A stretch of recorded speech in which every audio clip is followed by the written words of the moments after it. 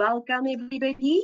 Good morning, everybody. It's my pleasure to be with you all today for this session on substantive testing and control testing. My name is Sandrine. I'm going to be your presenter for today. We're thrilled to have such a diverse and a knowledgeable group of delegates joining us today. I've quickly noted down that we've got members from Kenya, Mauritius, Uganda, Botswana, Zimbabwe. Hello to everybody. We are privileged this morning to have Jayesh Hargavan, our Customer Success Executive, who help all of us at Caseware Africa to develop a customer-centric culture within our organization. Through his understanding of your needs, of our customer needs, JS fosters strong relationships and employ proactive strategies for both success of our customers and of our company. With a career spanning over 25 years, JS has made significant contributions to the field of client success in the tech sphere. So, Jayesh, over to you to share your vision with our new intakes. Thank you, Sandrine. Really appreciate it. Good morning, everybody. Happy Friday. I hope you guys are having a good day wherever you're dialing in from. I must say, we are really humbled by the response we've had to the series. You know, when we started this process, or we had this idea last year in terms of putting this together for the new year, there was a lot of questions and, you know, would we have a good turnout? But really, just from the numbers we see, we had such a phenomenal response, and we really are thankful for that. So I want to just come in at this last session to say thank you very much for joining us. I hope you've enjoyed it as much as we have, and certainly, you know, you will continue to engage with us through the LinkedIn community, through our success community, the older videos or the previous videos I shared on the community and on our YouTube page. So please keep in touch and give us your insights and input. We've really been having very good feedback through the surveys and the feedback through the sessions. Very good feedback. I gather you're enjoying it, and I think, you know, just a testament in the number of people that have continued to come through week after week has been very humbling for us. As you see, I'm wearing my Get Ahead top, as is Sandrine. You know, we've taken it upon ourselves to have this as part of our business, as part of our theme this year. One of the themes this year is to be a learning organization, to be able to get our team to be stronger, to better serve our client base, to be more responsive and more reactive to the needs of the business, and ultimately to give you a better service when using our products. So please, like I say, engage with us and continue to enjoy the series. And a really, really big heartfelt thank you from myself and everyone at Caseware. Please enjoy. Thank you, Sandrine. Thank you so much, Jayesh, for your time and for intervening today. All right, guys. So for see you just now. So, guys, just for I'm just conscious of bandwidth. I'm going to switch off my camera and continue with the presentation.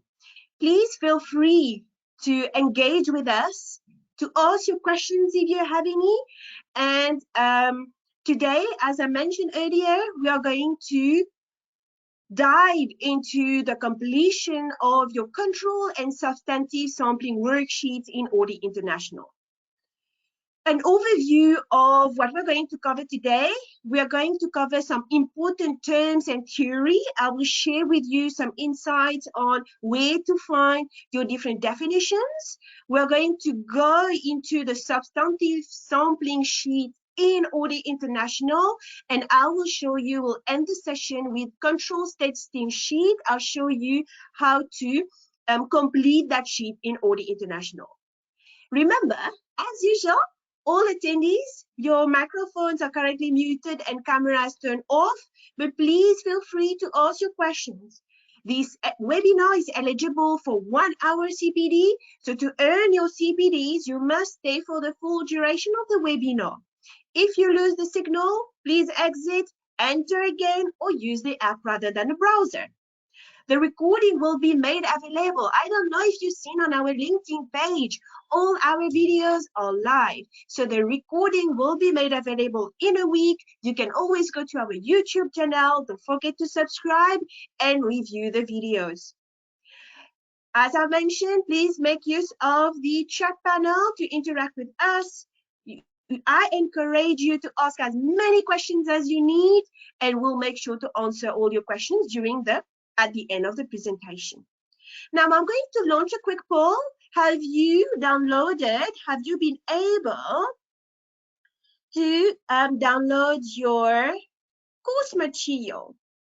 Yes, no, I'm going to add in the chat box a link to where you can download all the different course material. I'm going to leave that open for the next 3 minutes. Make sure that you download everything. We've got the Caseware working paper file completed for you. You will have some supporting documents that you will need for this session. And also the PowerPoint presentation has also been shared with you.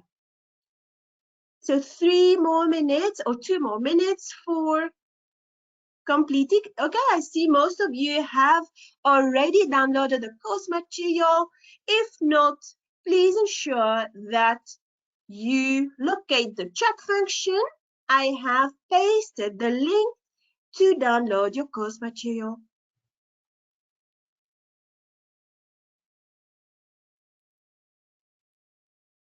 And welcome to those who are joining us just now. We are thrilled to have you all today. Alrighty, I'm going to close the poll now. I trust that I'm going to close it. I trust that you have received the link that I've just posted in the chat. So if you look for the chat bar where I have the link for downloading your course material. So, where are we in the audit today? So just a quick recap of before we start this session.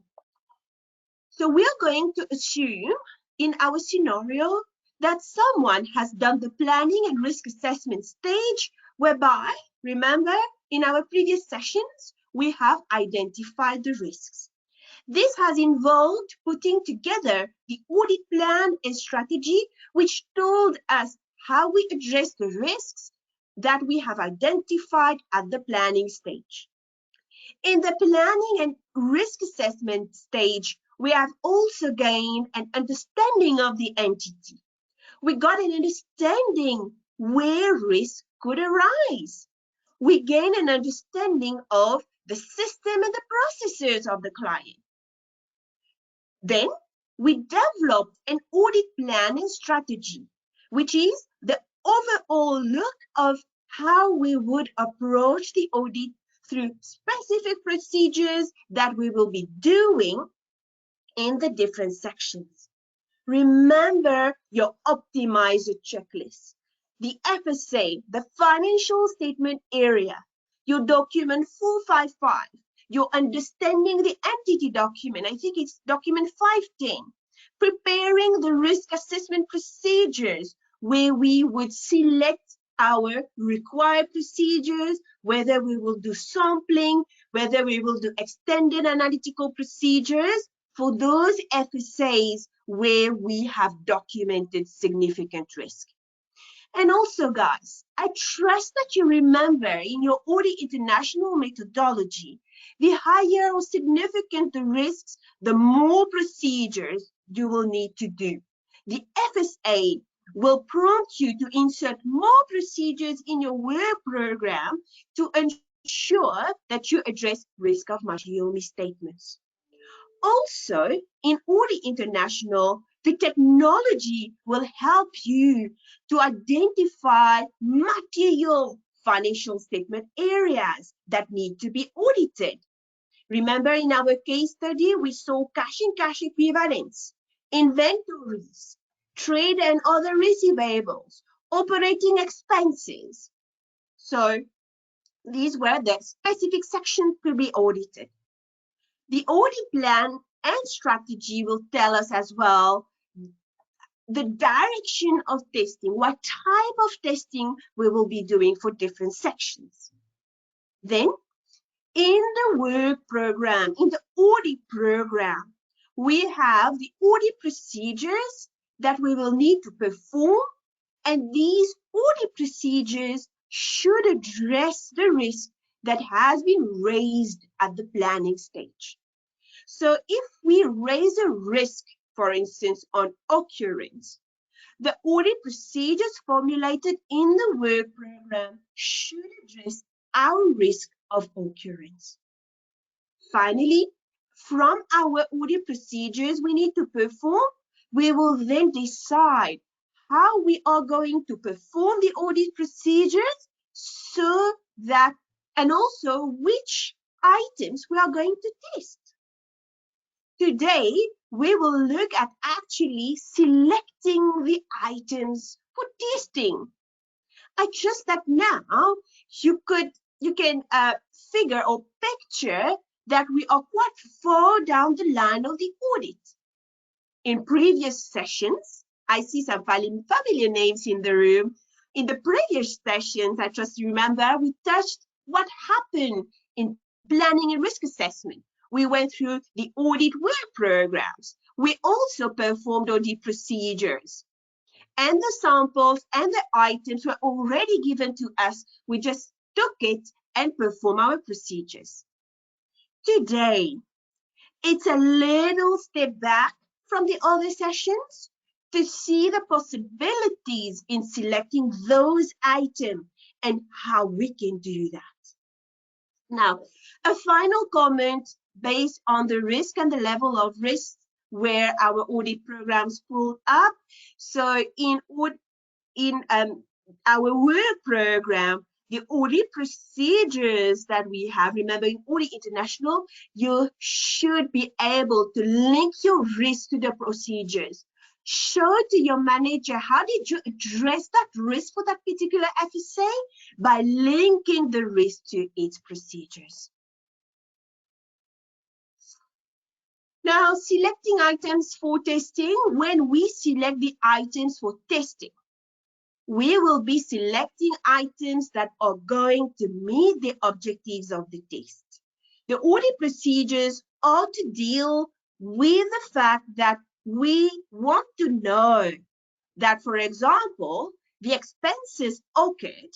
Then we will make sure our selection of items starts from the right places, that is the general ledger, for example, and the test that we are performing, for example, tracking back to the invoice, we will make sure that this will meet the objective that the expense occurred, that the expense actually happened. So keep in mind that on this particular slide I'm talking about, we are not talking about selecting items for testing. When we are selecting items for testing, it must be in response to the risk. The higher the risk, the more evidence we will want to gain, because we will reduce risk of material misstatement. The more risk we have, the more work we need to do. And that's also your Audit International methodology. That might involve testing more items or testing items in a variety of ways. So depending really on how many items and how we will do our testing, this could actually determine how much work we have to do based on the evidence we have obtained on the actual testing. I trust that you have a little knowledge that we have different ways on how we can select items for testing, and we can do one type of selection or a combination of selections, just depending on the type of client, the circumstances, which also how much risk there is. And also, very important, I didn't mention that, depending on other procedures you have done, or depending on the results from the other procedures that we have done. So we might have a combination of things, sorry, a combination of things, and definitely in Audit International and Caseware Idea, if you have Caseware Idea, you are able to combine the way you select the items that need to be tested. And we will come to that in a few moments. Now, I mentioned earlier that there are different ways of selecting items. First of all, you have all items. Like you're saying, we are going to do 100% tasting. This is going to be more appropriate for scenario where we have a small number of very large items. It's more efficient for us to test 100% instead of trying to pull out a sample. If we have significant risks, for example, and other procedures are not providing us with enough evidence, you will be quite concerned, right? Then you might want to go for 100% testing to gain that level of comfort that you need to address the risk of material misstatement or significant risk. Also, think a bit if there is a repetitive nature of the calculation or a process which is automatically done by the information system. It might be more cost effective to test all the items. It could be, for instance, that we embark a system where every item goes through the same process. Then it's easier for you to have a tool that will tell us whether every item has gone through the same process. Use Caseware Idea for that, for instance. In some other cases, on the other hand, it could also be more efficient to perform 100% testing rather than less, because sometimes during the conclusion on the samples, it could be difficult if we have a small amount of large items. So it would make more sense to perform 100% tests to address risk of material misstatement. Secondly, for the specific items method, we would select items depending on the characteristics of the population and the non-sampling risk.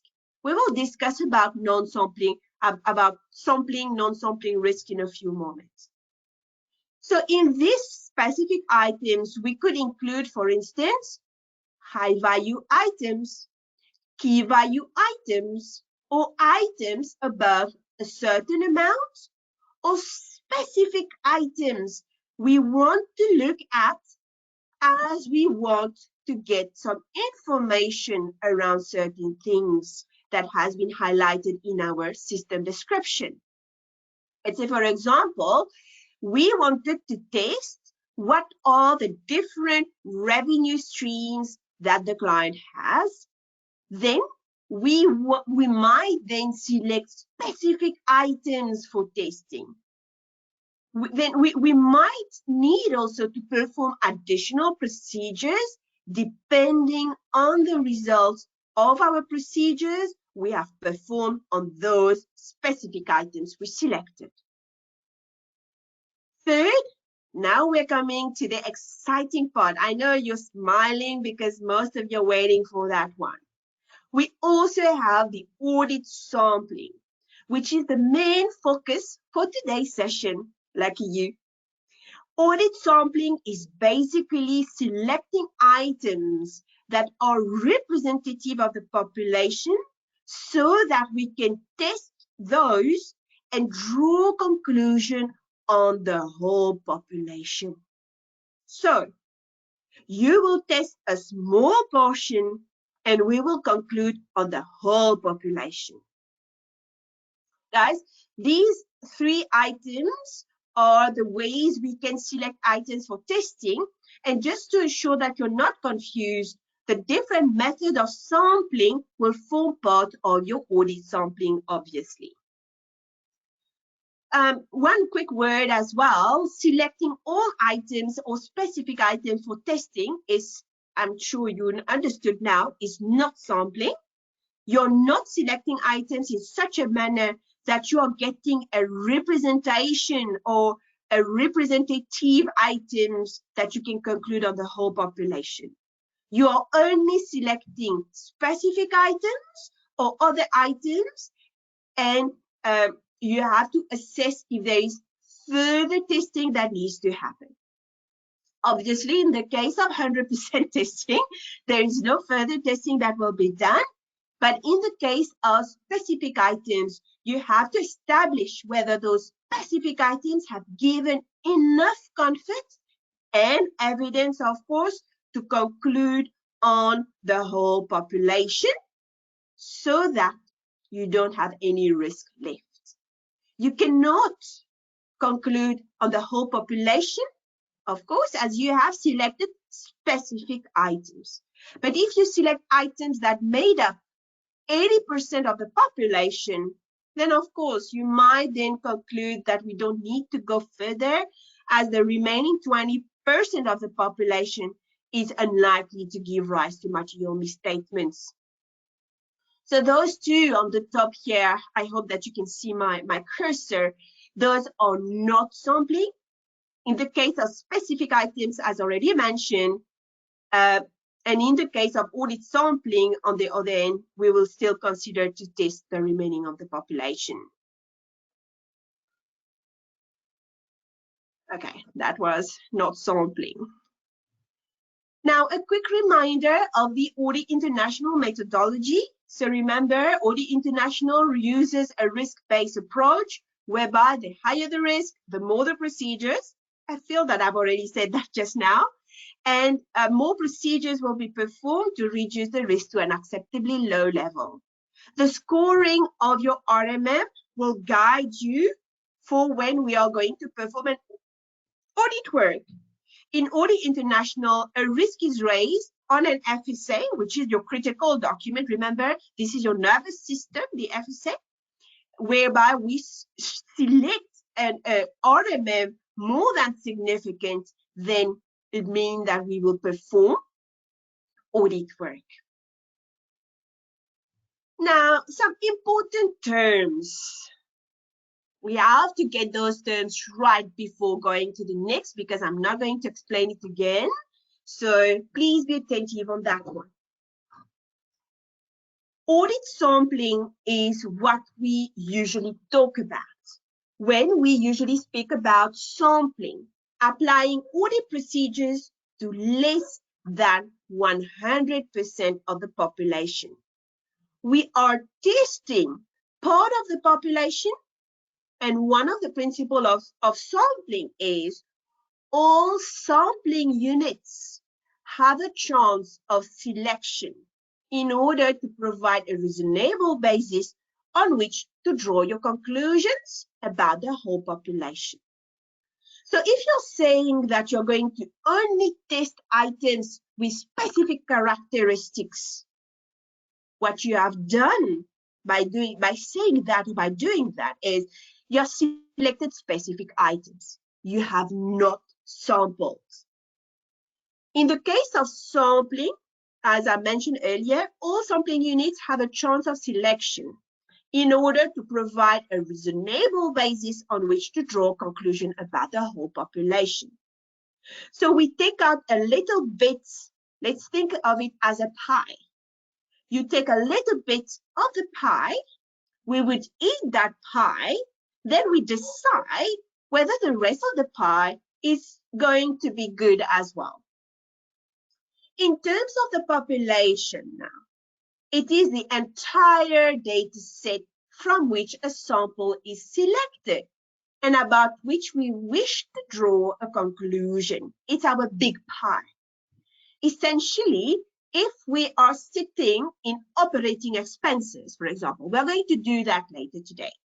My population will be all those accounts that have gone in the operating expenses line item on the financial statements. I could stratify to then select my sampling. We will discuss about stratification in a few moments. Sampling risk is the risk that we draw an inappropriate conclusion based on the sample and testing that we have performed. Basically, if you had tested the whole population, we would have a different conclusion. But because we only tested part of the pie, part of the population, and we only have part of the view of what is happening, then essentially we drew a conclusion incorrectly from a small population, from a small part of the pie. There are two types of incorrect conclusions that could occur. For test of control, for instance, the controls are more effective than they actually are. So for the tests of detail, that a material misstatement does not exist when in fact it does. This could then lead to inappropriate opinion. For the test of control, the controls are less effective than they are actually. For test of details, that a material misstatement exists when in fact it does not. This, guys, it's critical. It affects our efficiency and could lead to additional work. In these two scenarios, we have two completely different inappropriate opinions. In scenario 2, we are saying that the test of control are less effective, that is, controls are not working, when in fact, if we test the whole population, we would have seen that actually controls are working. I hope that you can see the impact here. Or in the case of test of detail, we are concluding in point number 2 that material misstatement exists when in fact it does not. Here, the concept that is crucial that you need to bear in mind is the efficiency of the audit, as we need to perform additional work, additional hours in order to conclude appropriately. Non-sampling risk is the risk we are incorrectly concluding on a sample for any reason not related to sampling risk. Let's say we concluded on a section, but we concluded incorrectly on that section. But it is not related to our sampling risk. It is not that we selected a sample and that the sample was not representative. We concluded incorrectly. It could be for any reason not relating to sampling. It is non-sampling risk. An anomaly, on the other hand, is a misstatement or a deviation that is not representative of misstatements on deviations in the population. Basically, this means that an item that we have tested has something wrong with it, but usually would not represent or will not be present in our population. Let's say, for example, an amount incorrectly recorded in your general ledger, but the reason of this is because, let's say we had a power outage, which corrupted the data for a specific time frame, which resulted in one transaction being processed weirdly, like the system has gone crazy for a very specific period of time. This situation would therefore be inappropriate to project that misstatement over the whole population for the full financial year, because it's an isolated issue which happened at one point in time, like an hour, let's say, only due to power outage, and it is not representative of the whole population. We should therefore always understand the nature and the cause of our misstatements. A sampling unit is the individual items making up a population If my population is filled with, let's say, cash book payments, a sampling unit would therefore be each cash book payment.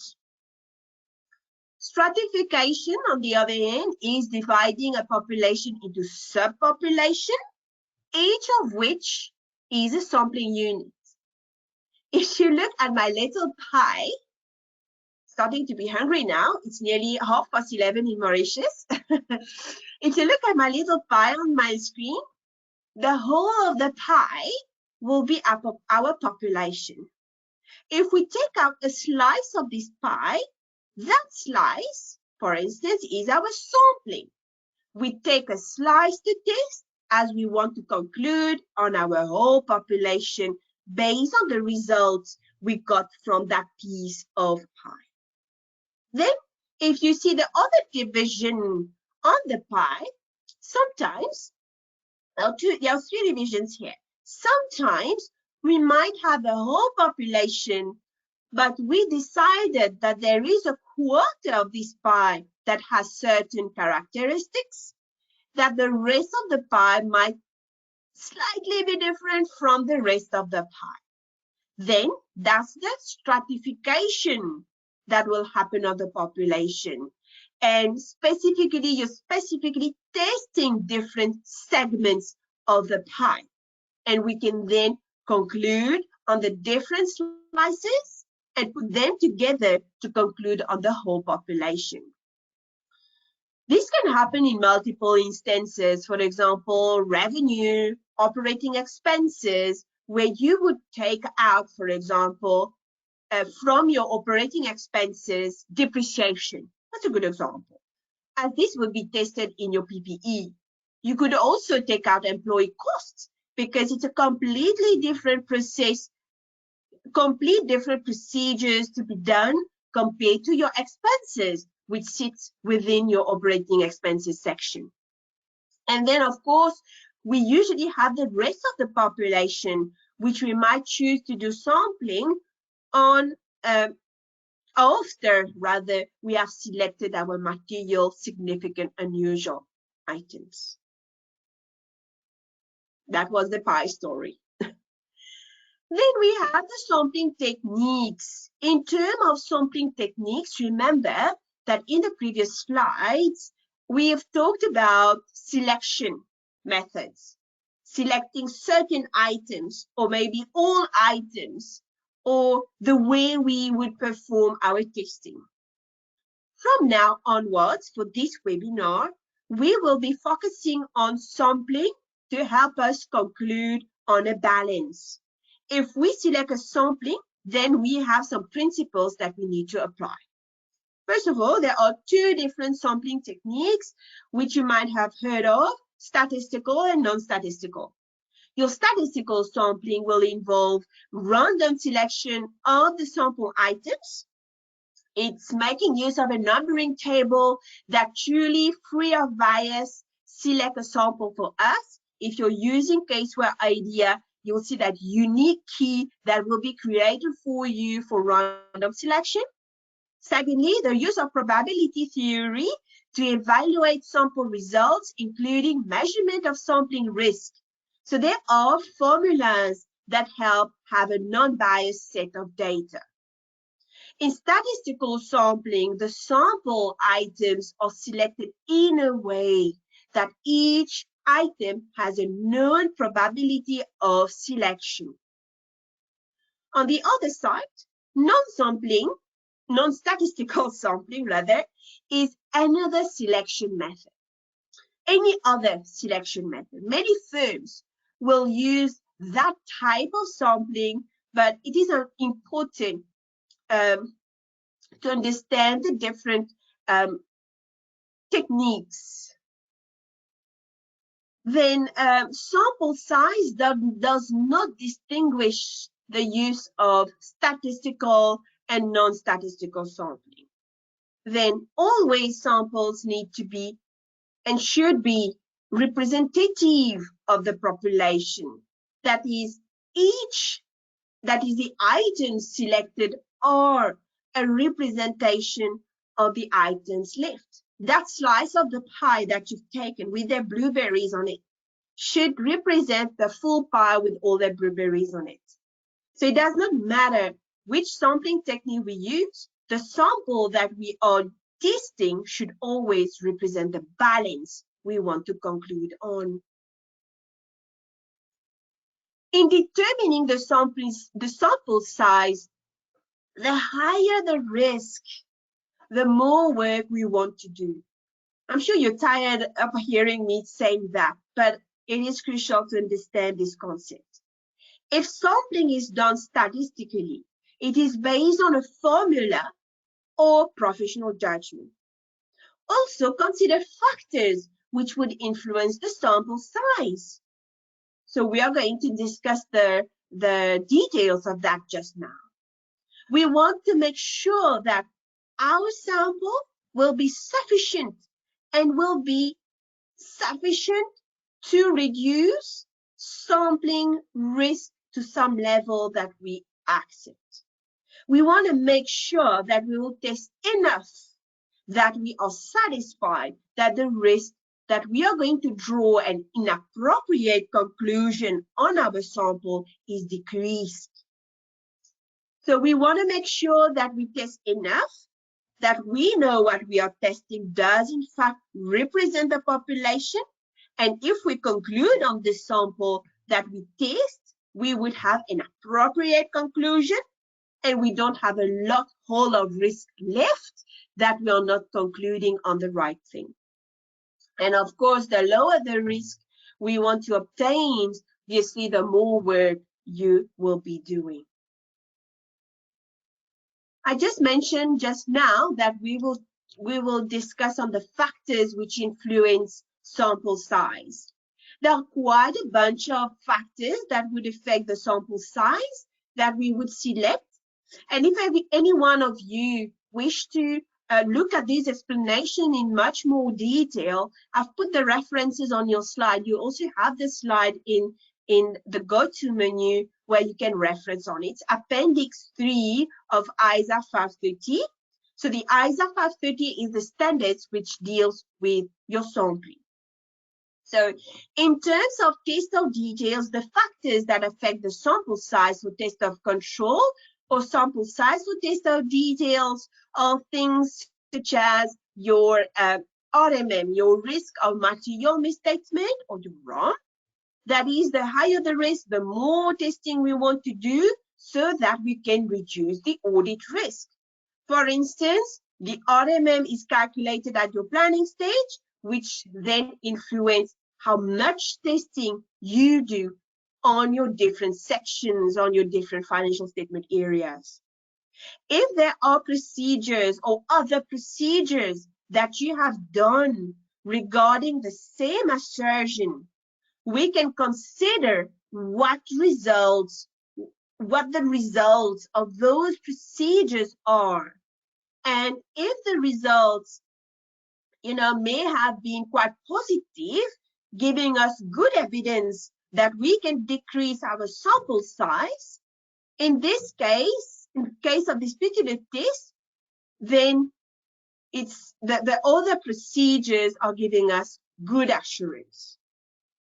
Also, our desired level of assurance affects our sample size. If you want to get lots of confidence, our desired level of assurance is therefore high. That is, only very little risk in this balance you will allow. Then you will have more testing to get down to your desired level of assurance. The tolerable misstatement is basically the assessment of how much we can accept as a misstatement. If we are setting a sample, we are saying, for instance, that my tolerable misstatement is my performance materiality figure. And if the result of the sample after we projected this misstatement is above performance materiality, we are saying that the tolerable misstatement are exceeded. Therefore, we're not satisfied. So we must do more work. The higher the tolerable misstatement, The lower the sample size can be, as we are willing to accept more, but the lower the tolerable misstatement, the more we want to test, the greater the sample will be, so that we are we are sure not to reach that tolerable misstatement level. Tolerable misstatement can be set at an amount equal to or lower than performance materiality. I will show you that in a few moments in Audit International, but you cannot set a tolerable misstatement above performance materiality, because it's not going to make any sense, as what was the point of setting at first that performance materiality, right? So remember, your performance materiality is there as we want to ensure that we test sufficiently so that at the end of the audit, there is not a chance, or maybe very little chance, that our undetected, uncorrected misstatements will cause a material misstatement. Because remember, when you are doing sampling, yeah, you're not testing all the items. We understood it now. There is a chance that we would have we have not picked up some of the misstatements. There is a chance that when we selected specific items for testing, that the remaining balance that we didn't test has misstatement in it, which we didn't find or we didn't account for when concluded on the financials. So that's the importance of having the performance materiality. Expected misstatement will be the amount we expect to go wrong on the population. We all agree in the room today, mistakes can happen, fraud can also happen. So where we have an increased expectation there will be misstatements, of course, we will want to test more to ensure that we draw an appropriate conclusion, so that our sample and our conclusion on what our expected misstatement is really approximates or is closer to what the actual misstatement in the population is. The more misstatement or problem we expect in a population, the more we want to test, so that we can be satisfied that there is not a material misstatement there. Then last on that slide is stratification of the population. This means that we split the pie, we split the population in subpopulation with similar characteristics, so that we can more appropriately conclude or get more comfort on certain subpopulations. Stratification allows us to reduce the variability of items in the population. It also helps in getting a better conclusion of the population as a whole. When you stratify, that means that each strata or each section of testing would properly have a sample size, a lower sample size, but still will be selected as compared if you have sample on the whole population. So the factors on these slides will either increase or decrease your sample size. These are the items that you need to consider in deciding how much you need to test. Please remember, do yourself a favor to go and read through your ISA 530. Then we've got, in terms of tests of controls, there's a little bit of an overlap here, but there are some specificities to it as well. So I'm going to touch base on the specificities only. Where we have planned that we rely on the controls that we need to do more tests of controls. In other words, if I'm sitting in the planning stage and I'm now looking at the assertion level for cash and cash equivalent, And my assumption is that things are not going to go wrong in cash and cash equivalent because the client has the controls in place. So I'm going to place reliance on the control. So I know, for example, payments are all authorized. There are reconciliation for creditors. There are multiple controls that influence what happens in the cash and cash equivalent section. And because of that, I will then set, for instance, a low risk on valuation of cash and cash equivalent. That means that I have expected that I can rely on the control. If I do this, guys, that means that I need to test the control in order to justify this reliance on the control. It's obvious. So where we have planned that we decrease the assertion level risk based on expectation of working on controls, that will mean that we increase our sample size of our test of control because we're placing reliance on the controls. So the more we test, as we have less allowance for any deviations.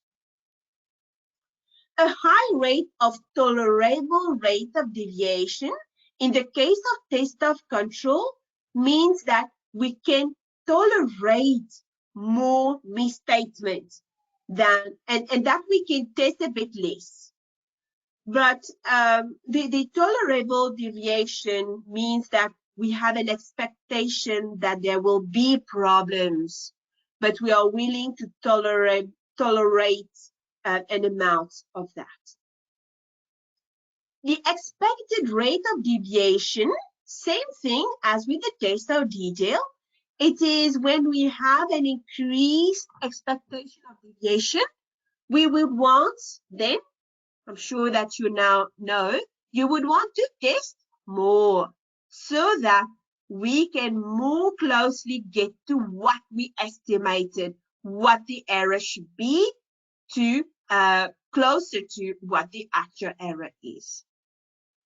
The desired level of assurance. So if we want higher assurance, more confidence in our results, we want to test more so that we can be satisfied that we decrease the sampling risk. Right. I hope that you're not too confused. Tolerable means how much you can take in. Expected means no one is perfect. There is a risk that we might be a little bit disappointed. Desired level of assurance means that you really want to have a lot of comfort, and then there are the ones that are specific test of details or control, like reliance or the RMM or other substantive procedures, etc. Guys, we are 10 minutes to the break. Please stay with me. We're going to cover now the sampling selections, and in a few slides, we're going to go live in our Caseware working paper. So in terms of sample selection methods, we've got here some principal method of selections. There will be others, obviously, but we won't have time to cover everything. But these on the screen are the ones specifically discussed in the standard. And we have a few, if not all of these, in your sampling sheet and also in your Caseware idea.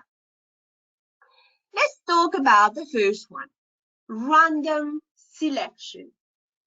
This is a selection through a random number generator. So it is not us selecting items through our own logic, like the logic of Sandrine coming in the room. No, like, you know, looking at the GL and then selecting the items ourselves that I think I'm doing randomly. A random selection is actually done through a proper random number selector. I'll show you a scenario in Caseware idea. Please make sure you do not confuse with haphazard selection, which is no structured technique, but we must avoid bias and predictability. In haphazard, you go and look into the GL, pick and choose. It's just very haphazard. It's all over the place. There's no technique, no scientific approach. There's no interval or items ending with specific characteristics. You simply select randomly data by avoiding bias and predictability through the process. That's haphazard. Okay, I've just gone to the fourth one, but just wanted you not to be confused. Random and haphazard is two different things. Then we have systematic selection. So this selection method includes the calculation of the number of sampling units divided by the sample size to get the interval. We then determine the starting point, which cannot be, of course, beyond what the interval has been set. And then you apply the interval. Let's say, for example, if we have a total of 1,000 items divided, I hope that you have pen and paper. We have 1,000 items divided by our sample size, let's say set at 20. We then have an interval of 50, meaning that we will select our sample at each 50 interval. So if we start, let's say, with item 10, then add up the next item selection, which is 60, then you go 110. So every 50, starting, let's say, from 10, we're going to have our sample of 20. So you want to have 20 samples based on that. I will illustrate all of this on Excel as well as Caseware idea so that you get on point on how this works. So this method should be pretty free from bias. Then you have the monetary unit sampling. So this is a selection method that is highly geared towards a higher number versus a lower number. Monetary unit sampling is essentially us basing our selection and our evaluation on monetary amounts. It's similar to systematic sampling because we work through the intervals. It works very nicely in Caseware idea. The interval would, however, be a value. We take our population, we would work out the dollar, the rand, the Kenya shilling value or number. Then we will select item using this interval of the rand or dollar value, dollar number. What that results are is that you will end up with a little bit bias towards higher value numbers because it will show up in the sample more often compared to the lower value number. I'm not going to discuss about haphazard selection. I think I've touched base already on that. I'm just conscious on time. The block selection, this is a selection of a block of contiguous items within the population. It is a continuous section of items in a population. If my items are, let's say, for example, numbered 1 to 100, and I'm using block selection, I might select numbers 20 to 30. Then I would guess 21, 22, 33, 24, 25, 26, 27, 8, 29, 30. I will select just this block. It is usually not used because of the way the accounts are structured, as it does not end up being representative sample. Yeah, if you use that sample method, it is not a sample method that is you know, used by most of us. I've not really used that one. I just want to make sure before we go for a break that you have been able to download your Caseware working paper file, Wrap-Up Manufacturing, that you've been able to open it. So I'm going to reshare my screen, making sure that you can see my full screen. Okay, here we go. Just going to escape this, and in your material that I have shared with you, you can have this in the chat box. I've shared the link. There will be a folder for Wrap-Up Manufacturing. Make sure that you unzip the folder, that folder that I've shared, right-click, unzip it, or extract all, so that you've got a very nice open folder. Then you come to your Caseware working paper file, open computer. You can then browse to the download. Yep. And have your Wrap-Up Manufacturing open.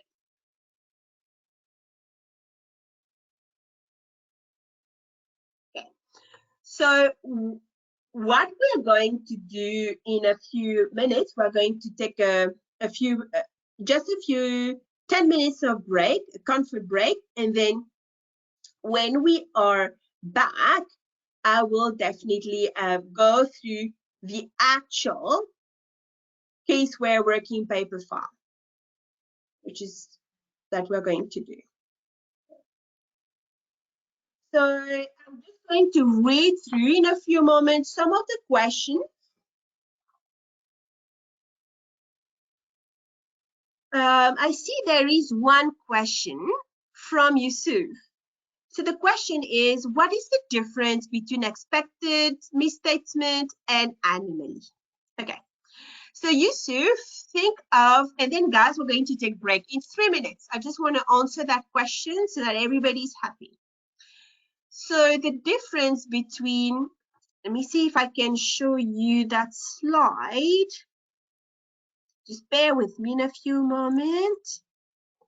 Where are, okay. An anomaly is a misstatement or a deviation which is not representative of the misstatements of the population. Think about this pie that I've talked before. You've taken a slice of the pie, a sample of the pie, there's a little hair on it. Ew. This is an anomaly.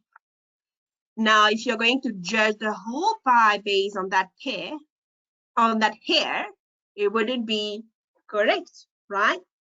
It's not representative of that whole population. It's just that little hair found on that slice. That's not a very good example. I don't feel like eating a pie, but it's an anomaly. I think the example I've given earlier is your client was doing a processing on his accounting package. There was suddenly electrical shortage. Something happened. Then the system has auto processed some transactions without, them pressing on enter.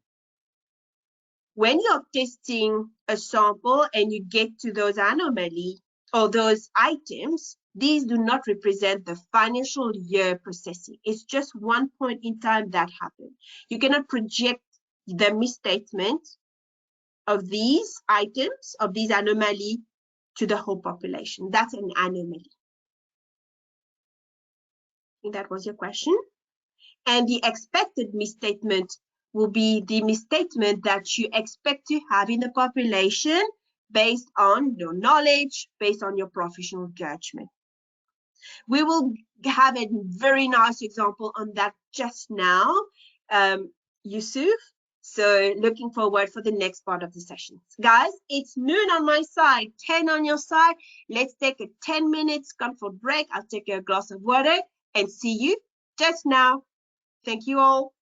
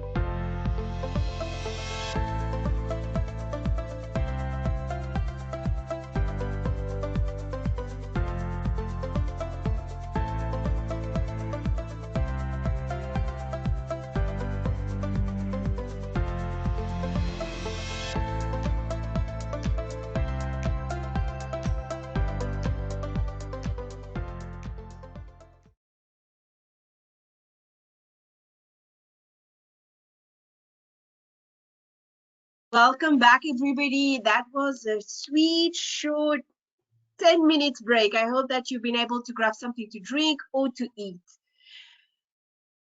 So now I hope that you have been able to open your Wrap-Up Manufacturing Limited 30th April 2023. That's the engagement file that has been shared with you for today's session. Is their last version of our Wrap-Up Manufacturing Limited. So in the file, we want to look for substantive worksheet for operating expenses. So if you have your folders are all collapsed nicely, you can press Control F, look for operating expenses, or you can locate your lead sheet folder, your income statement folder, operating expenses folder, folder 750. That's your operating expenses, and you should find 750.12, which is your worksheet, operating expenses, substantive sampling, test of detail. So you can double click to open that worksheet. My document is already open just to save us some time. In the document, first thing that you will notice is the document guidance on the top of the screen, and that is relevant to all Audit International documents. If you can't see that, you can always activate it by going to Options, Display Document Guidance. My advice to you is to read through the document guidance thoroughly. That will help you to fill in the document successfully. Now, remember at planning stage, our manager went through the optimizer checklist and selected that we are going to, it is anticipated that sampling will be used for test of detail. That explains why we see this document on our document manager.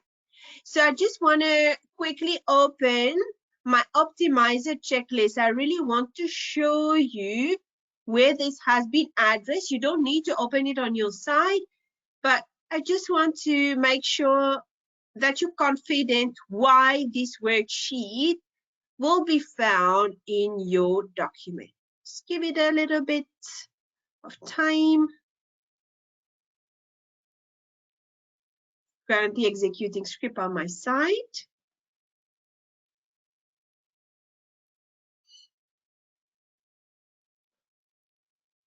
I'm currently opening the optimizer checklist to show you what our manager has signed off as procedure so that this substantive sampling document appears in our engagement file.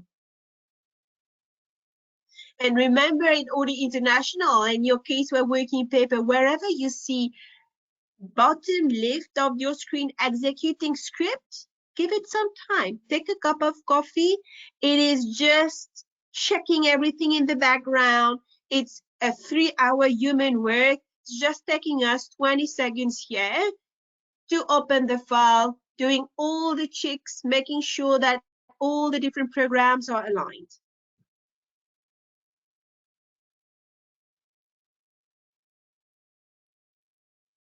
Okay. Giving it some time to open the optimizer checklist.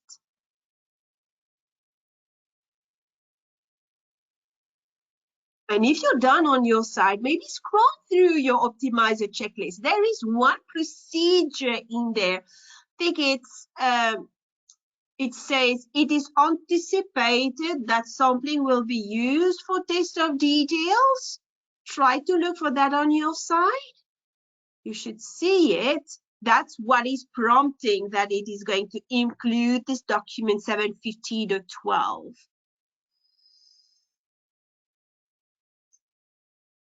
Okay, we have no choice but to wait a little bit. Trust your software. In the meantime, if you have just joined, make sure that you have opened your Caseware working paper that I've shared with you.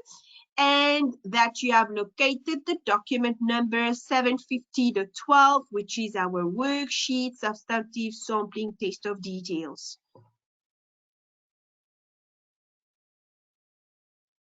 I'm just going to quickly refresh my screen. Okay, here you go. The refresh worked. So I'm in my optimizer checklists. I wanted to show you that procedure. Here we go. It is anticipated that sampling will be used for test of detail. Our manager answered yes, sign off, and this has included all these forms. All these forms relate to your sampling worksheet. Okay, just wanted to show you why this is pulling through. I have already filled in this document for you in the template, in the engagement file that you have. In this webinar, we will just go through the document together, making sure that you understand the different components. First of all, the settings of the document. You can copy and paste this document as required, modify the name as required to the different sections in your engagement file. The sampling, we have decided to use the monetary units. The expected misstatement has been selected as a percentage. It could be as well a balance. The expected misstatement has been capped at 30%. This is inbuilt into your engagement file, but of course, we're quite flexible. You can adjust that based on your methodology. The top part of the document requires that we include the purpose of the test to be performed. So we are going to perform procedures 16 and 17 for work program 750.10. So this is referencing to the audit procedures to inform our managers why are we using that worksheet. If you go to your engagement file under your document manager and you open your work program, the document 750.10, your operating expenses document, please have this open on your side, or you can follow on my screen and take notes.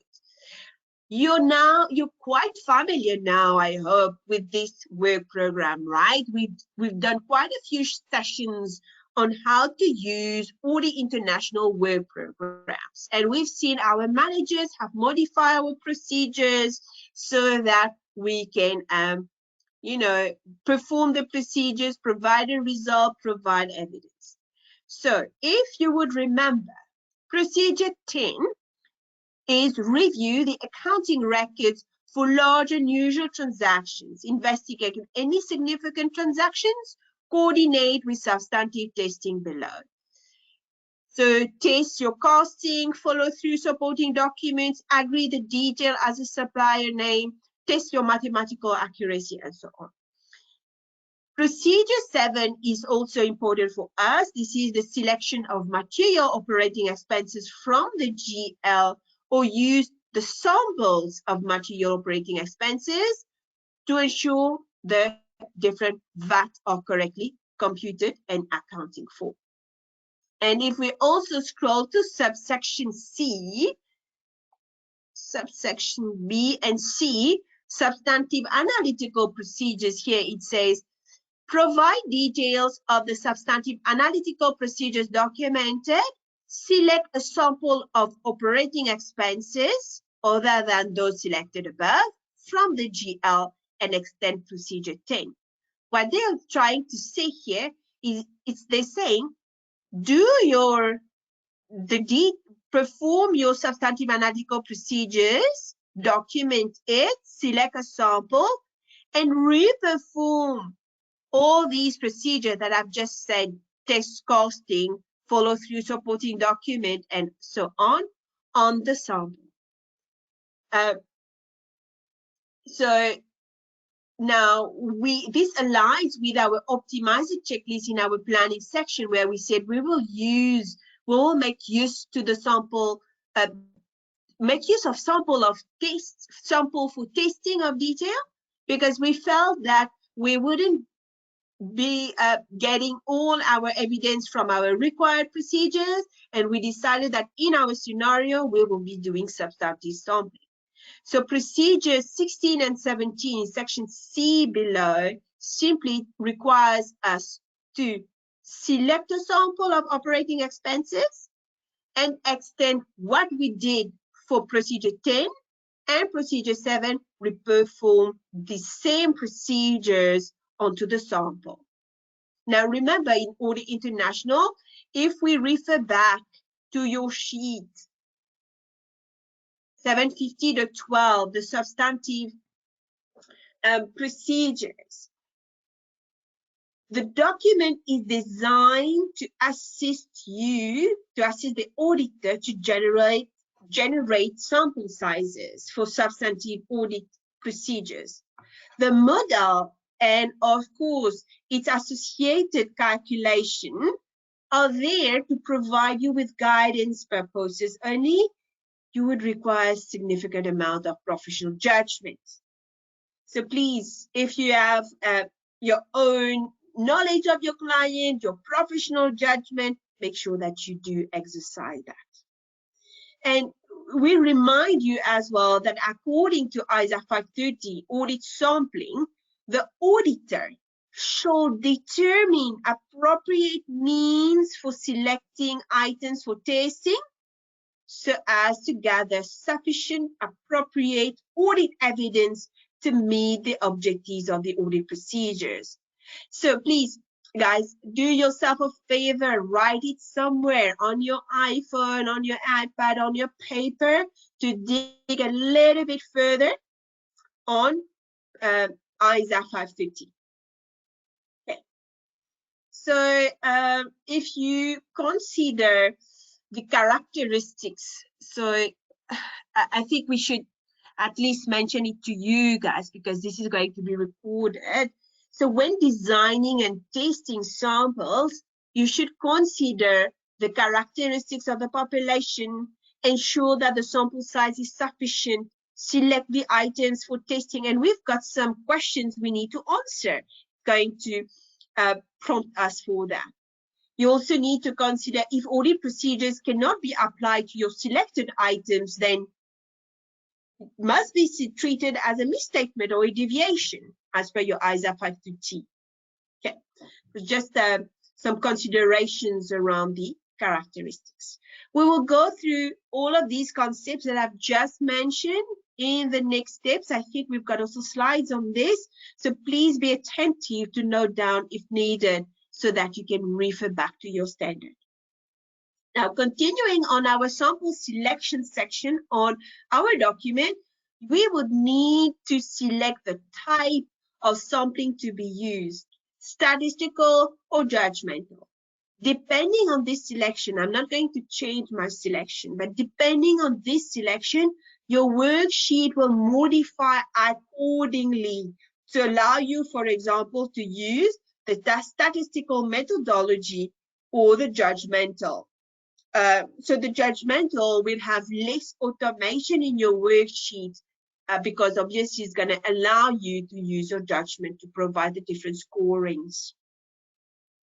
Then next we have specific matters to consider in designing the tests. So here what we're saying, adjustments for employee costs. We're going to adjust employee costs from this operating expenses sampling sheet. We're going to adjust for rents, rates, depreciation will be made to the total population of operating expenses. These have been tested elsewhere in the audit file. We're saying refer to Excel 755 for more details. So I'm going to explain further on that in a few moments when we come to the final sample figure computation. Also very important, what we are trying to establish is that the population is representative and that we can conclude on, and not result, of course, very critical, not result in an inappropriate conclusion on our population. How do we know that operating expenses are complete? Well, remember, for those, I see some familiar names in the room, for those who were here as well with us last time, we extracted the population from the GL and the completeness of the operating expenses was tested. Remember last time? And we have also done the testing indirectly through unrecorded liabilities testing. And remember from our last webinar, was it the last one, where we mentioned that you must actually check with the team and ask them whether they have done that testing. Receive a confirmation from them that the test has been performed before you can mention that the test was done elsewhere. Obviously, all scenarios in real life is going to be different each time. And every audit, you might not do unrecorded liability testing. So you might need to consider, how do I know that 2.7 million is complete for operating expenses? And the amount that I'm selecting from the GL from which we're extracting from, how do I know it is complete?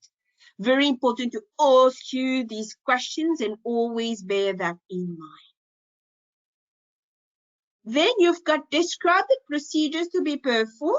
So here what I've done, we can also reference our work program and we need to inform the person reviewing our worksheet what will be a sample unit.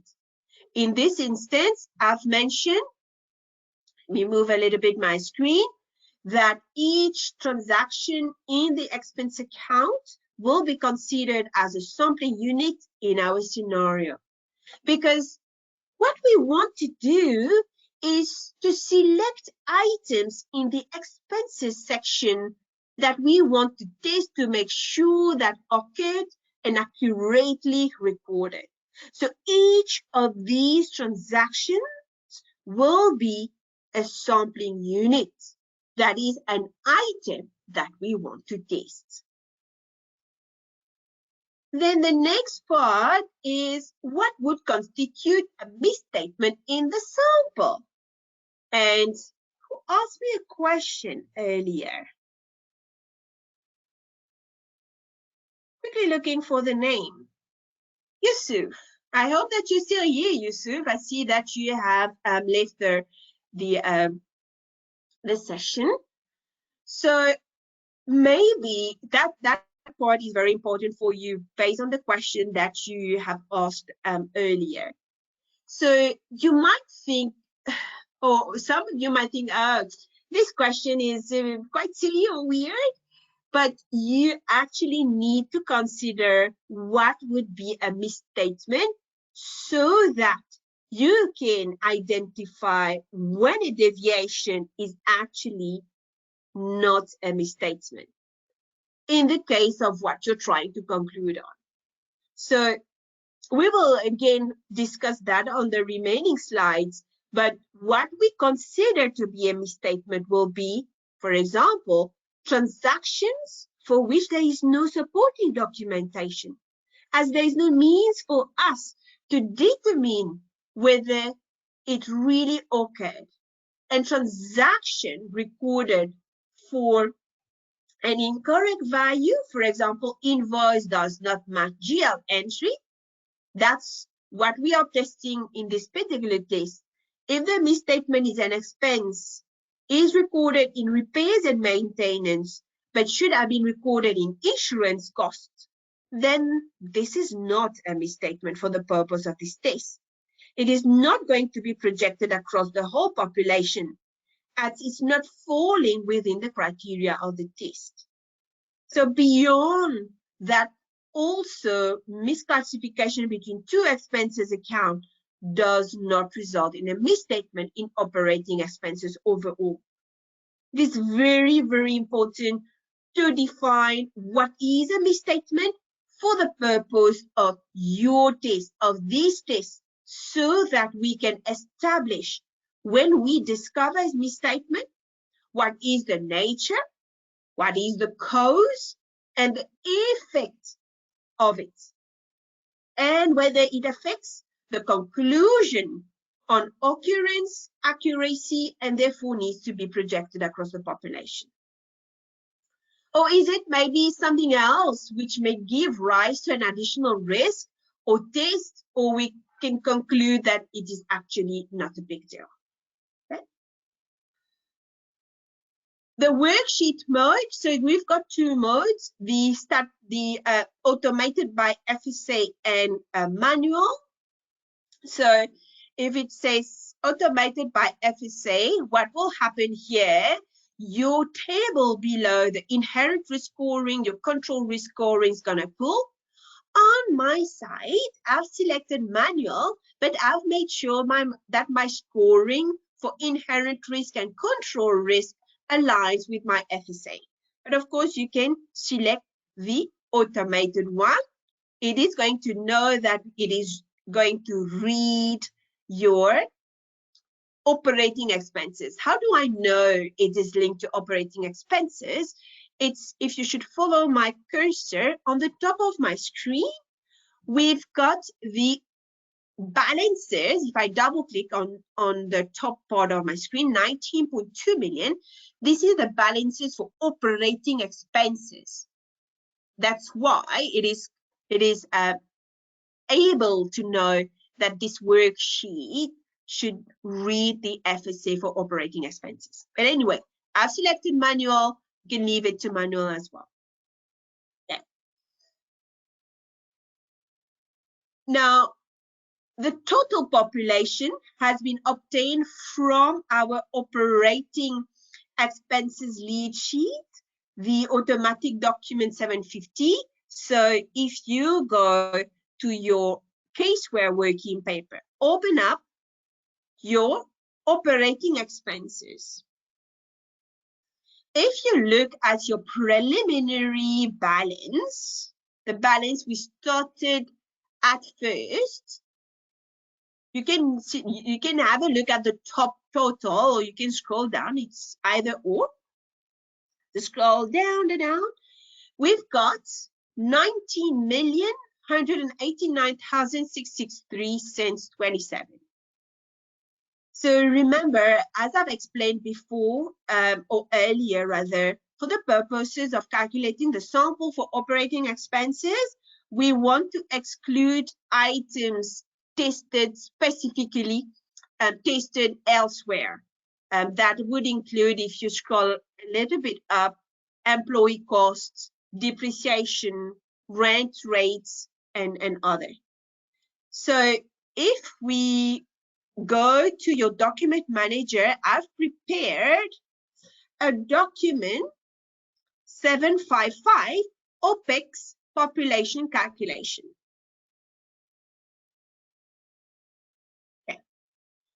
So what I've done in this is I've prepared my population in such a way that it will reflect only operating expenses. And remember, I think, not sure which slide this was. I think that's slide 10. We said around sometimes we have selected specific items for testing, then we may go to our unit sampling. But in the case where we selected specific items, we will consider the remaining population. And this is what happened in my scenario. If you look at the Excel on my screen, we have selected certain accounts and items that have been tested elsewhere. Then we decided that they didn't give us all the evidence we need. So we want to do also some sampling on the remaining population. Basically, this document is just a calculation to determine what is the population to be tested on our sampling sheet. What we have done, if you look at your lead sheet, I'm not going to open it again, but if you refer to it, there is a total of 19.1 million. And remember, we're dealing with the preliminary balance before the adjustments which took place because we've performed some testing, right? So we want to take the real balance from the client. Then we, in our document 510, we discovered that we are going to examine unusual items, including audit fees, because if you remember, I think it was session 3, we discovered that the client was raising monthly provisions for audit fees, which was invalid. So we posted a journal entry to reverse that. So that was already tested. We tested the full 240. No, I don't think it was session 3. I think it was rather session 5. Anyway, so there's no point in including that in our population again. So we are just going to track from getting the assurance we did if we were to include that. So we are not going to include audit fees. Then your rent, the rent was tested in our operating lease liability. So the rent, rates, and electricity, all of these actually were tested by someone else in our case study. Someone has gone through the document, in this document actually. They have noted that those accounts have been tested in section 556. So obviously when you do that exercise, you need to use the sampling sheet. You will also determine what is our calculation actually, and you will take out the stuff that has been tested elsewhere so that you can get a sample which is representative of the remaining population. So, rent, rate, and electricity tested elsewhere. Employee costs also tested elsewhere, separately in other documentation. Same for depreciation, which was tested heavily in PPE. And if we go back to the lead sheet, you will note that, okay, let me go there. The whole amount of audit fees were tested elsewhere. Depreciation, if I scroll to depreciation, the whole of it, 2.7. Maybe I should split my screen into 2. Okay, here we go.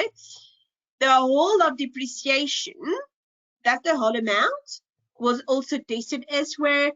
Indirect employee costs, I did not mention that one. Very crucial. 6,060,000 was tested in our payroll. So we are taking them out from our total population. So if we have a total of this whole amounts tested elsewhere, we get a total of 16,407,780 So you can see the summation button right off my screen. So on my sampling worksheet, this is the total of it that I'm going to take to my sampling worksheet. I was looking for it. That's the adjustment of 16 million, and we are left with our population of 2.7 million. That amount onto which we want to get further assurance on. And it also tally with, okay, it's not that one. Here we go. 2.7 million. That's the amount that we want. If you also click on the little eye icon, you can also get more details, more information of what is expected from you. How do you get to the whole population? What is the definition of total population adjustments? Not going to go into that because I've already explained. Then further on the worksheet, we will insert the tolerable misstatement as I have defined earlier. This is set at 30,000. So you will understand if you double click on materiality matrix on the top of your screen. Okay, it's gonna take a little bit of time to open, but let's give it some time. It's gonna open your materiality core document 420, where you will have your trivial amounts out there. It's gonna be 30,000. Okay, here we go. Let's check out our trivial. amount, trivial misstatement is set at 30,000. I have decided to also then insert the tolerable misstatement at 30,000. Note as well, you can find this trivial amount on your lead sheet, trivial 30,000 set at planning stage. Right. The expected misstatement on the other side is the monetary amount of misstatement expected in the population. I'm referring to you. You asked me the question earlier. It's Friday today. I'm having issues with names. Yusuf, you asked me that question earlier. So expected misstatement, the amount of misstatement expected from the population. When you are in the continuance of an audit or of an engagement, you can actually determine the expected misstatement by reviewing the level of misstatements noted in previous periods. You can have more details as well when you click on the little eye icon. Then you have a very big table listing on the first column all our assertions. The specific assertion that we're going to test today, that we're going to test on our sampling sheet, is going to be occurrence, accuracy, valuation. So you can get that very easily from your work program and your FSA. So how did I know the required level of assurance, confidence factor, inherent risk, etc., etc., is by going to the FSA. So let's quickly go to the FSA. If you scroll down on my side, I've already, about time, I'm already on my operating expenses, but if you scroll to your operating expenses, locate FSA.750, and if you scroll to the right, we have the list of assertions and the risk documented for each assertion. We've seen that for completeness assertion, the RMM is selected as significant, but for EAV and PD, we've got medium risk of material misstatements. So we are going to perform our testing for these three, actually. Okay. We go back to the sampling worksheet. Quickly, before we come here, please note as well, on your work program now, if I go to procedure 10, you've got the assertions that you are going to test with all the list of the procedures.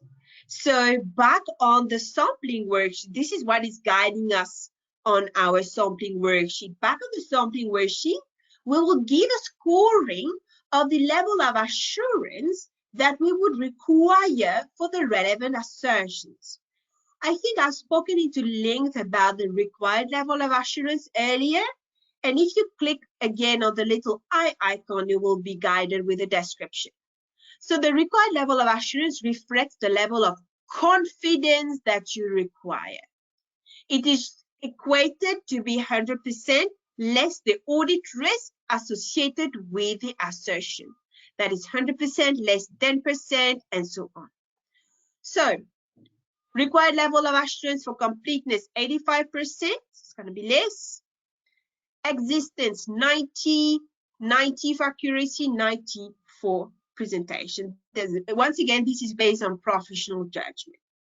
So you need to fill in the required level of assurance from the required procedures, because remember, we're busy doing a sampling sheet, and this is done as we test material, significant, unusual items. So our required procedures from our work program, if you look back at procedure 10 on your work program, we have already performed some procedures which gave us some assurance before we come to this sampling procedure. So we will document, therefore, how much assurance we need to get from the sampling procedures. So the higher the level of assurance for existence, let's say 95%. In that case, I've selected 90% was the percentage that we selected, and completeness 85%. As remember, we have some comfort from tests from other sections for completeness. There's no risk for associated to completeness, so we want to test much less compared to the others. So once again, as you I hope understand now, if you translate your required level of assurance in percentages, 99% means that you need to get higher level of confidence from your sample. 85% is less work required to get to your desired level of acceptable risk or material misstatement. There will be the confidence factor that will pull on the third column of the table, and this is a translation of your required level of assurance. This number is actually calculated in the background of your work program, or background of your template, Audit International, in the reliability factor table.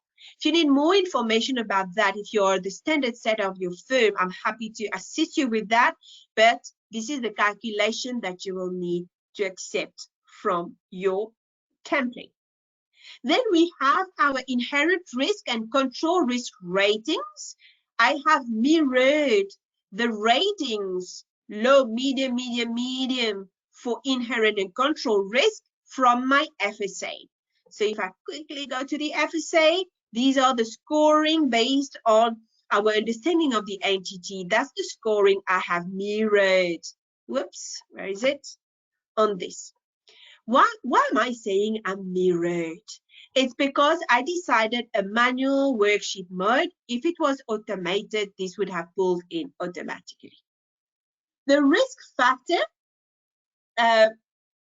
has been computed as well automatically. Again, if you want to have more information, you can read how this was calculated. And as you can see, risk factor, low rating 0.7, medium rating 0.3. The combined risk factor is the inherent risk factor plus your control risk factor will give you the combined risk factor. And again, this is the formula is written just there.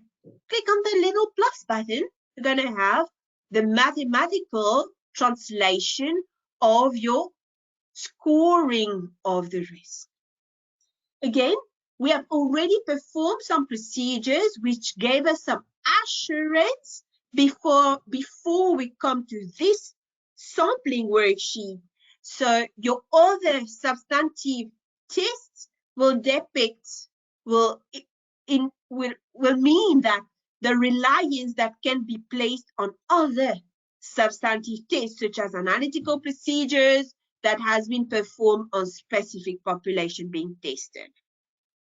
Right.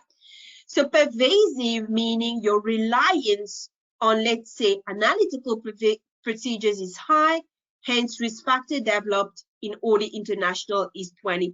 So if you click on that, it's going to say persuasive 20%, corroborative 60%, minimal 85%, non-100%. And you are reminded again in capital letters here that the other substantive risk factors must be developed using your own professional judgment, and the default levels and associated risk factors may not be appropriate. The risk factor for other substantive tests is available as an input cell for that purpose. So you're able here to select your reliance on other substantive tests. I've selected pervasive here for a reason you're going to see in a few moments why. Okay. Actually, I wanted it to be something else. Just going to quickly check out. Oops. 85%. Playing around because I need a sample of 6. But that's fine. Okay, I'm going to explain that in a few moments. Okay. Corroborative here, meaning that your reliance on other substantive tests is more than certain. to provide you with sufficient and appropriate audit evidence. So the risk factor is equivalent at 60%. Hence, you will test more or less in your sample testing. Next is your residual detection risk factor. This formula combines your required level of assurance minus the combined risk factor minus the residual, minus the risk other substantive test risk factor. So if we try to understand the first row, the results will be, if you look at the results, will be there is no sample required for that assertion, as we are relying on other substantive tests, including analytical procedures to obtain sufficient and appropriate audit evidence that operating expenses is complete. Remember, I think, I'm trying to think session 5, I think, we actually perform completeness testing where the general ledger has been reconciled to the lead sheet. Remember that one? I've showed you Caseware idea. The completeness of the GL was tested as well in other areas of the audit. We also tested in trade payables, the completeness of the expenses through unrecorded liabilities. On the other hand, existence will require a higher level of confidence from sampling testing compared to completeness. Our combined risk factor sits at 0.6. We will also rely on other substantive tests, resulting in a residual detection risk factor at 0.1, plus the expected misstatement factor, which is also generated by Audit International, gives us that 0.1 substantive factor element. So this is translated in a sample size of 10. Guys, I've actually changed, maybe I've changed something, you should read 6 over there, but let's take it, it's 10, but we are going to select a sample size of 6, or a sample interval of $278,000. Now, we're ready to move. It's the same for everything. I've selected everything the same for sake of time. We're ready to move to our operating expenses GL that was shared with you. So it's an Excel spreadsheet. Now the fun part's going to start. Finally. So you can see that Excel spreadsheet, you can open it, should look familiar to you because I think we worked on that. So what has happened on this sheet is that we have edited slightly. So if you're busy comparing with previous session, there must be some accounts, of course, that I have added for this training session. But on this sheet, general expense, we have only the accounts we have calculated as being our population. Remember, our population is 2.7 million. It excludes rent, rate, depreciation, employee costs, what else? Electricity, and so on. So we're currently working on that second worksheet. And if you go to the last row, Control N, and we take debit less credit, we should have 2.7 million. And that's the total that we agreed our OPEX, operating expenses population that we want to test, excluding all of these. I hope that you're following. Now, you can do the summation like this, depending on what Excel your client gives you. But what I really prefer is to have it, you know, very handy to have that total. So what I'm going to show you, I've shown you on the Excel how to get to your total. I'm going to use my Caseware idea. I've done a print PDF copy of my operating expenses extraction. I'm going to simply drag and drop it onto Caseware Idea and simply import my PDF.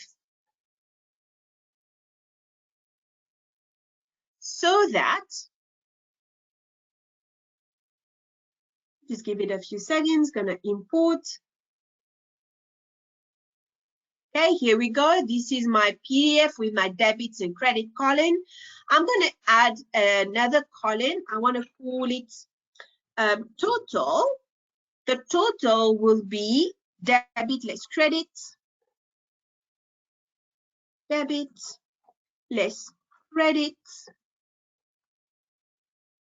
And I'm going to use the control total option to get to my 2.7 million. So instead of scrolling and going control end, it's in my world, in my universe, much more quicker to have the total that way, because in Caseware Idea, remember, you cannot modify, because remember, human is, we can, error is human. What am I saying? We can make errors, you know, in an Excel, we can delete a line without making, not on purpose.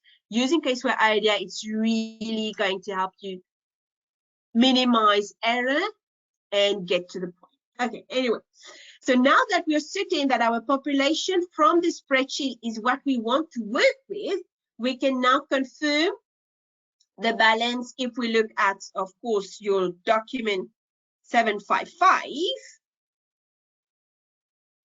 okay, where is my document 755? Here we go. We're happy that we are doing our calculation with 2.7 million.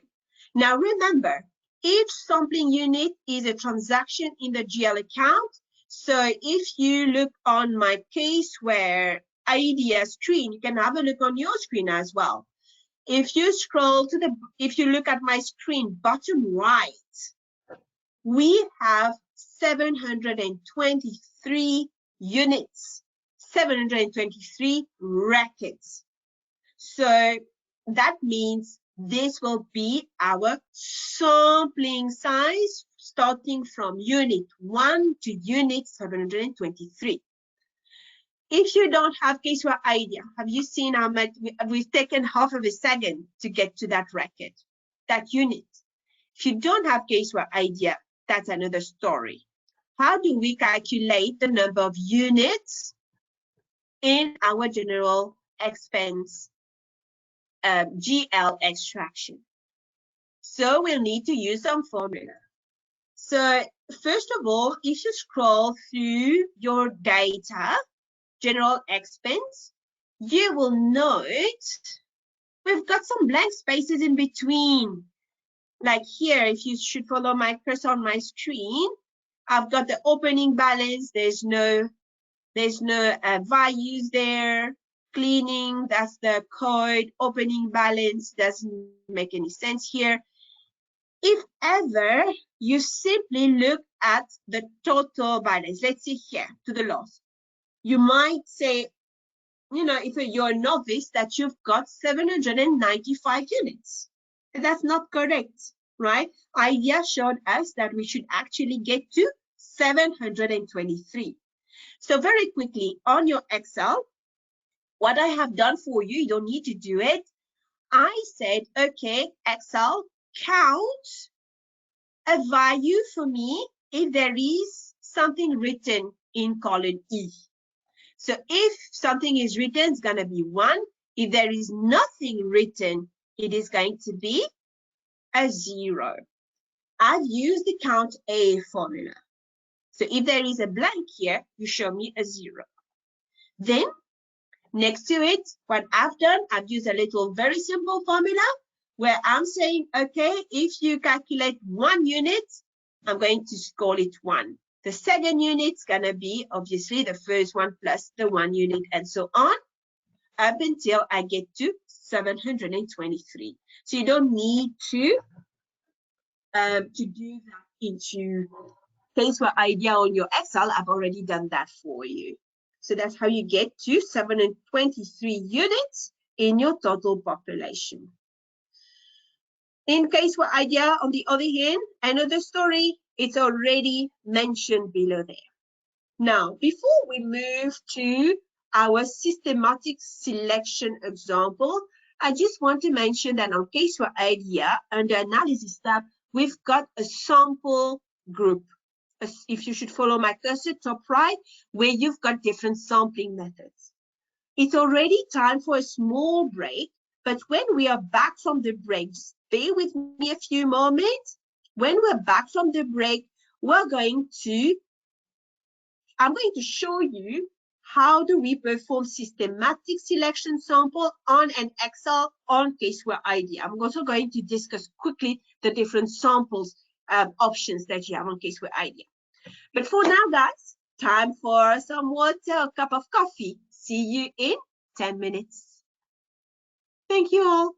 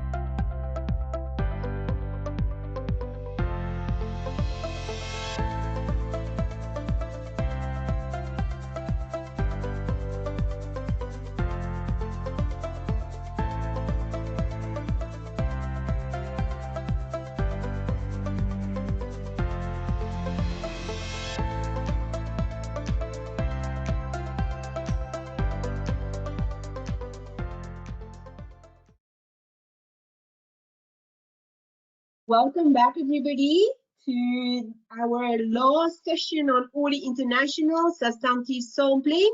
We've got less than 45 minutes to be together, so I'm going to jump to the section that we were previously on. So we were busy with our sampling selection. So we've seen that we've got a total population of 2.7 million. We're happy with the completeness of our operating expenses listing that we have extracted. Now on Caseware ID, I'm going to start with that one because it is really a comprehensive tool that is going to help all of you be quite efficient. Then I'm going to move to the Excel to explain to you how this is done. First of all, I just want to highlight your attention on the sampling group that we have on the top right of my screen. These are all the different methodologies that you have in Caseware IDEA. The random sample, as we have discussed earlier, you need to select the number of records that you need. So where do you get the number of records? It is going to be on your worksheet, sample worksheet, where you've got the sample size. I'm going to ask you, everybody, to be a little bit creative today. We're going to say that on the sampling worksheet, it's 6, instead of 10, because I've worked out all the supporting documentation based on 6. Right? So just be creative, but usually you will take the 10, and on Caseware IDEA, if you want a random record sampling, it's gonna generate a random number seed.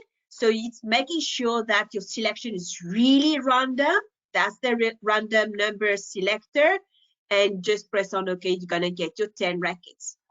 Today, we are examining the systematic record, but just be informed that you also have stratified random sampling, monetary unit sampling as well on Caseware IDEA.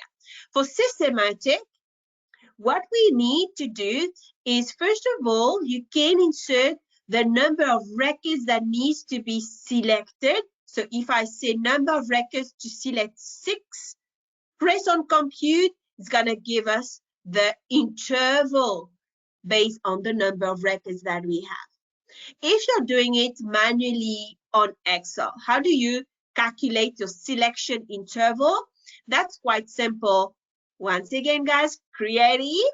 So we're saying we need 6 units of sampling, right? So you're going to take your calculator, and 723, this is the total number of population that we have on operating expenses, divided by 6. So we've got 120, let's round it up, 121.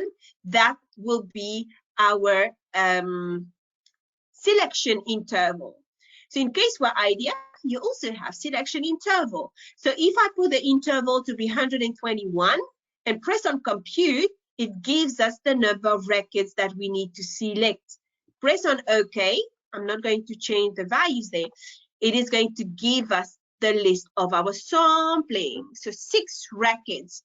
The very nice news, it's you can also track down the original sample record number. It's going to be found on this sampling sheet. Now on your Excel, how do you do that? It's going to be a little bit manual. So for this one, I forgot to mention, actually, let me go back to Caseware IDEA once again and reperform that systematic interval. So we want interval 121, press on compute, but we are saying here that we want to start the sample range starting from 5. During break, I saw a question asking about the population, the challenge around determining the starting figure. On that one, I can't really advise because it is, again, professional judgment. That one, you need a professional judgment to decide what will be your starting figure for your selection. On the other hand, for the interval, I think I've answered your question, Nelson, in respect of the interval. Your sampling worksheet should help you compute your interval. Okay, Now I'm going to say I'm going to start from the 5th record, 5th sampling unit, press on OK, so that I get these, the 6 samples that I need on your Excel now. Now we can go to Excel. Let's control home page. I've already highlighted for you. So we are saying that we are starting from the 5th record. Then every 121. So 121 plus 5 give us 126. This will be our next sample. And I will go on like this. I've already highlighted it for you. So please, could you filter by your yellow cell? So you're going to get all your sampling, 6 sampling units, starting with 5, then an interval of 121, we get to 126, and so on. So the value of your sample does not matter. If you scrutinize the sample, you will know that item number 2 is $26.09. It doesn't matter, as you decided you will do systematic selection. This is what came out, and therefore this is what we are going to test. So what I have done in my Caseware ID, I'm not going to reperform it with you, but I'm going to show you just now how to do that on Excel. What I've done on my sampling worksheet, I've added 3 columns, an audited value column, a misstatement column, a nature, cause, and effect column. What is the audited value? That will be the value that we have vouched. Then the misstatement will be a formula taking the actual amount from the GL minus the audited value to give us the misstatement. And then obviously the comment section. The first 3 items, and I've also actually, to help you guys, okay? I love all of you. I've also prepared an Excel spreadsheet where I've simply copied those samples, those 6 samples. I've copied them here for you. And I've just replicated what I did on Caseware Idea over there. Okay, you have your audited value, your misstatement, and all the procedures that we need to perform from your worksheet. So that was, I should actually add that from your operating expenses work program 750.10.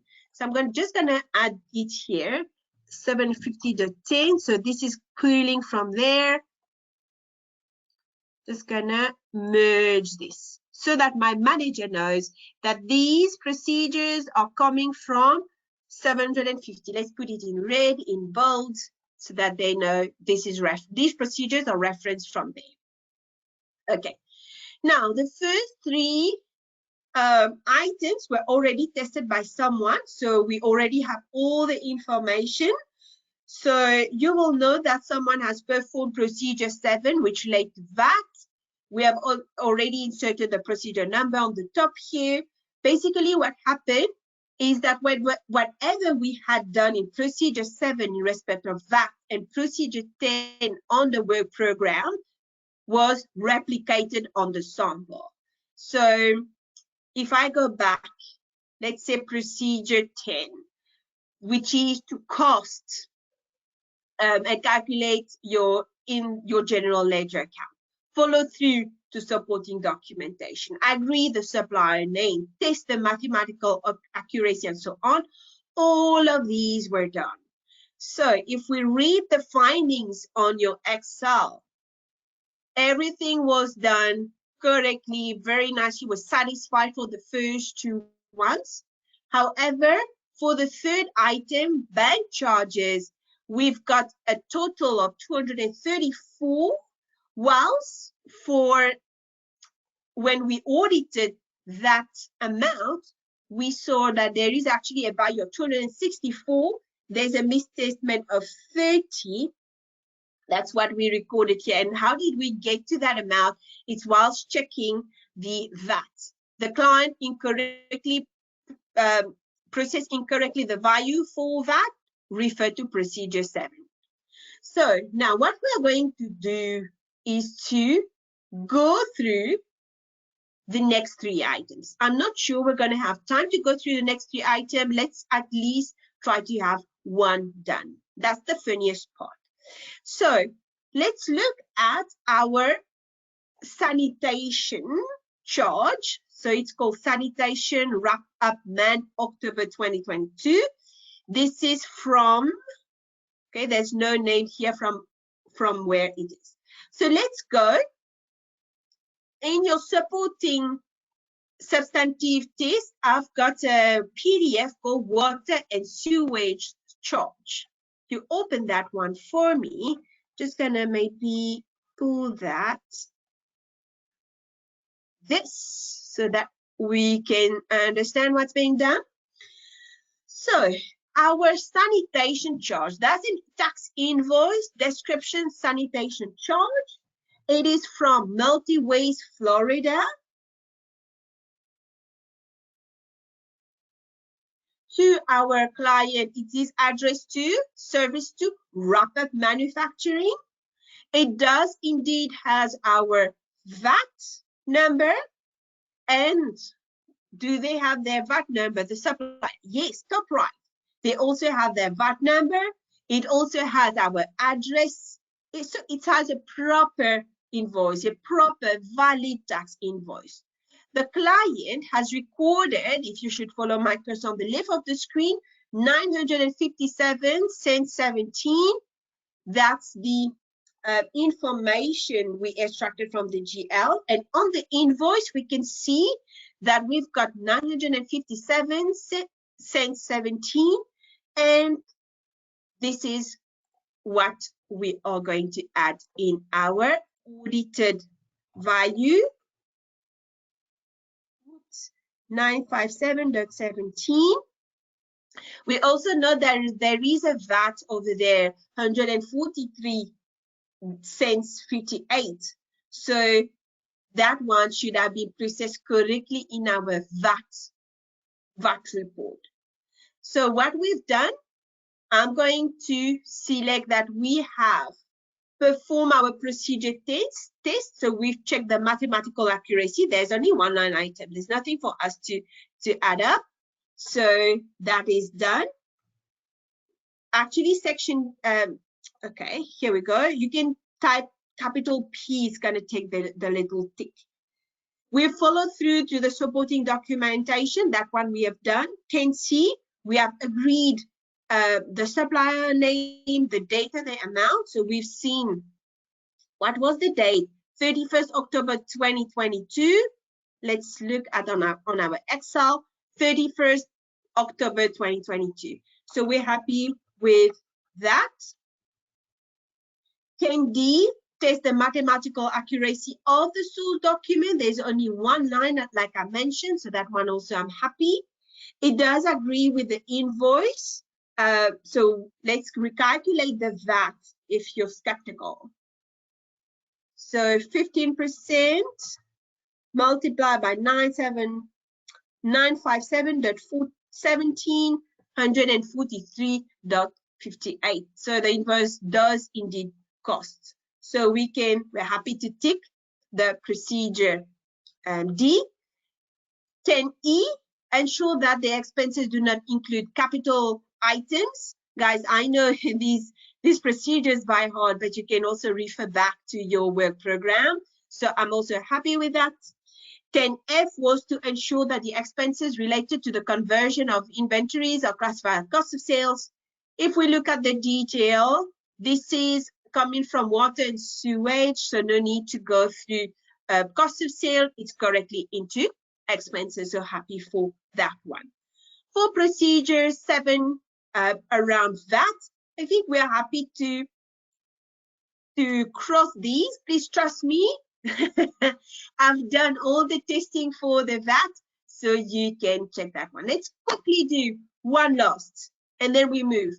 Petty cash payment. So you can see on your sampling Excel sheet that we've got here 31st December 2022, petty cash payments, fuel for S. Harper for an amount of 1,100, account name, motor vehicle, petrol. So Let's open this the supporting documentation, fuel slip.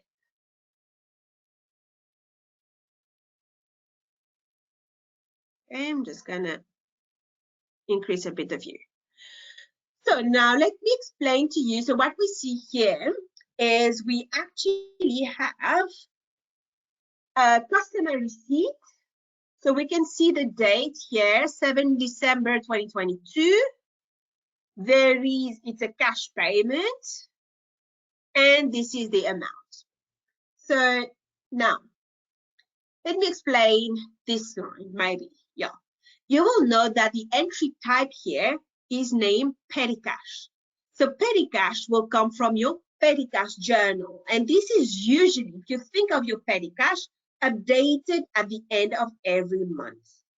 Therefore, I'm quite satisfied, even though the slip says December 2022, I'm quite satisfied that even if it is not dated 31st, it happened in the month of December.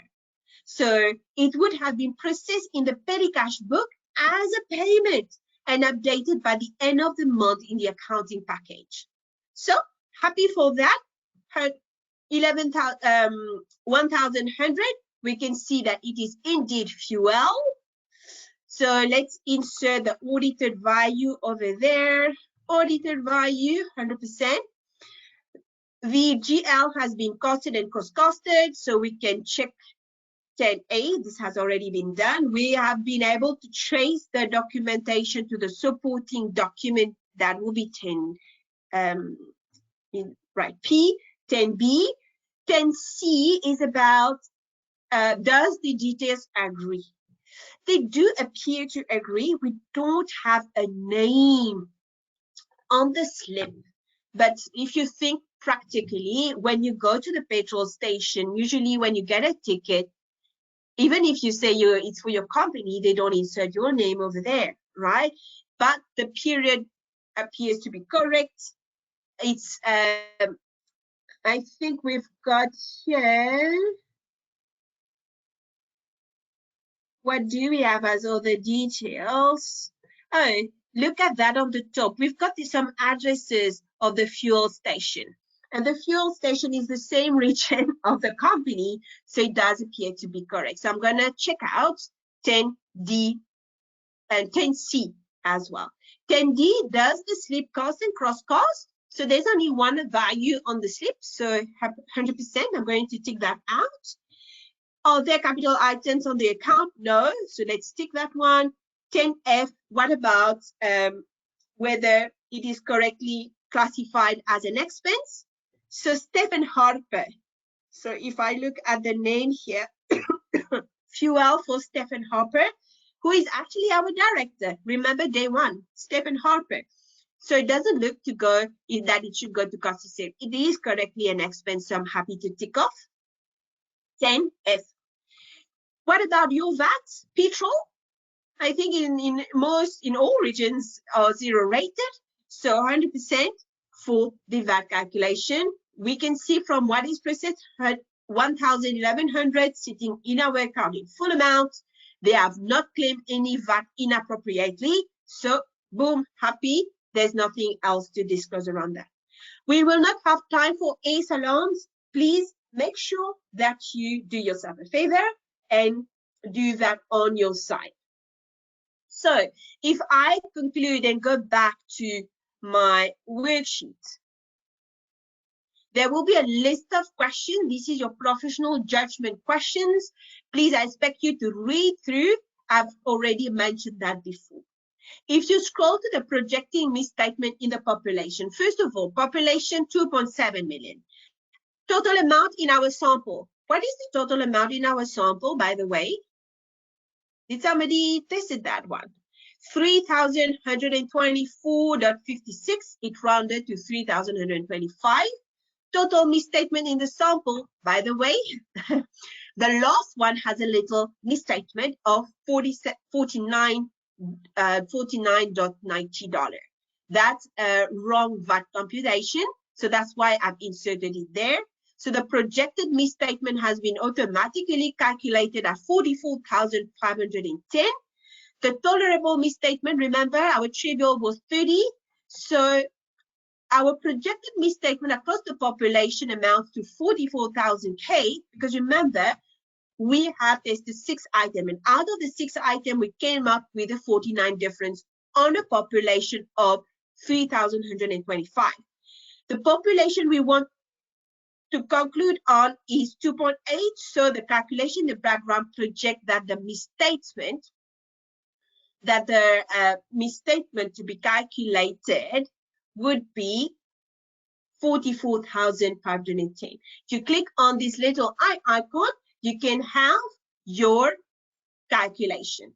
Now you can read in blue that an unrecorded projected misadjusting is suggested as the estimated misstatement exceeds the tolerable misstatement. You're prompted to create a journal entry. So for the sake of time, I'm not going to do the processing in the session, but if you click on create adjustment, you can then create your processing of this journal entry. If you're wondering, very, very quickly, guys, if you're wondering about this last one, let me increase that one, where we had a difference here of 50 or 49 actually. So it should be something like that. Oh, no. 49. Oops. Having 619. Oops. Anyway, if you're wondering, how do you process the journal entry? So the entry will be, you are here what we're saying, that in that sample one, that all the expense, actually it was like this. Yes, actually the expense was all right, sorry guys, I'm trying to cheat.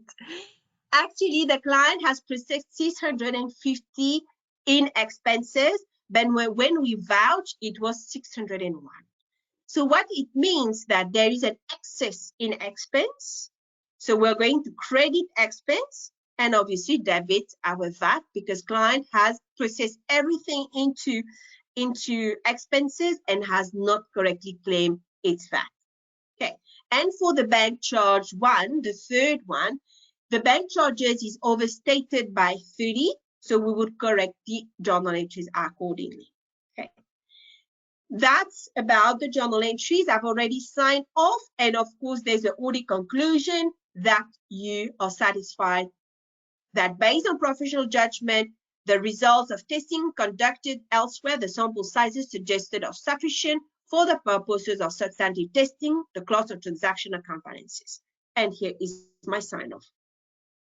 Now I'm going to jump quickly to my control testing worksheet on your side. That's in a little area on my side. Your control testing worksheet that I prepared for you is 758. It should actually, you can move it actually to your current asset, cash and cash equivalent. It should actually be renamed Rightly Properties. You can renumber it to 420 and call it test of control for cash and cash equivalent. In that one, let me open that test of control and mention that quickly. First, you know that there is a table with 3 columns: the designing test of control, your response, and your working paper references. Remember, we are testing controls here. So in the planning, someone decided that we need to do a test. So we know that payments occurred, and we want now to test that the payments were authorized by 2 users. That's here. What is the purpose of the test? This is what I have inserted here. We will list the authorizers bottom of this worksheet in a few moments. You're going to read who are the people who can authorize. We are also going to describe the control just now. The assertion that we want to test is occurrence of the payment and existence of the payment. In section 2, extent of reliance, what level of reliance is being planned on the operating effectiveness of the control. So we can also go back to your FSA to see that moderate reliance is planned on operating effectiveness of the control. If you check, of course, your FSA, you'll see overall RMM has been set to medium. And also our expectation is that the required procedures in our work program has given us high assurance. See, are there other audit procedures that will be provided, that will provide evidence relevant to test this objective? In our case, we assessed completeness and accuracy of our cash payment by establishing that the bank reconciliation was satisfactorily tested. Nature of control to be tested. So here you're expected to describe the population to be tested. This is the payments made through our transactional bank account. Then what is the operating frequency of the control? Here we will see how often the control is exercised. In this particular scenario, payment is done daily, so it is expected that the controls is done at least once daily. Sample selection, what method of sampling will be used, statistical or judgmental? So we will use statistical. We will select a sample of payments from cash book from the GL to ensure that each payment is released authorized on the banking system by 2 users. And what is the tool that you're going to use? How will items be selected? Ensure that each sampling unit has a chance to be selected. We will, here I've said, use IDEA systematic sampling, or in your case, you can use your Excel as well. The last part of the worksheet, you're expected to describe the control attributes to be tested or provide a cross-reference to work papers, and also to describe what would constitute a deviation in the test. So every payment is released by 2 authorized users on the banking profile. There is Emily Harper, Andy Crack, Kathy Fitz, Larry Attic, Stephen Harper. A deviation would be if a payment is released without the approval of the 2 authorizers.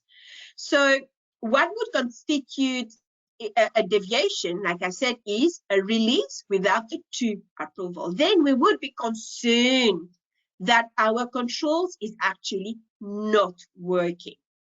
And if we scroll down, of course, you've got your sample selection.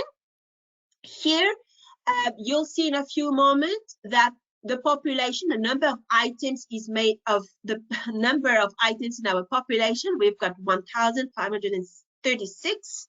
How did we come up with that amount, with that number? We went through the cash book payment extraction for the whole year. I've actually imported it into IDEA, or you've got it on your Excel. Then I've selected, I've obtained my number of units. Please use the knowledge I've shown you, count A. Then for the sampling units, you can add the counts of each sampling unit. On Caseware IDEA, on the other hand, this is another story. It's quite simple. Sample size is going to be 10 because remember, we only need medium assurance. And there is here a very nice description for how to select your sample.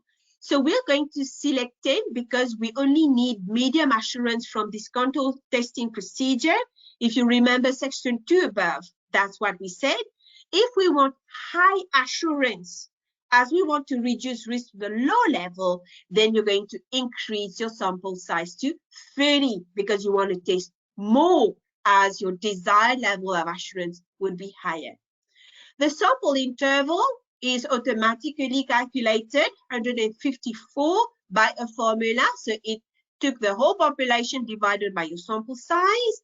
And for that one, this is a random number starting from 1 ending to 1,536 that we want to start from, our sampling starting point. So now, from your document manager, if you look, there is a document in Excel, 420, whoops, where is it? 420.14.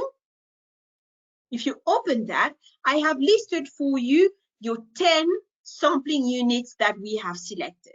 Now, you will know that the exercise will be more or less similar to what we did in the sampling sheet earlier. The sample starts with 3. If you should follow my cursor, I've used count A and plus, plus, plus. It starts with 3 with an interval of 154.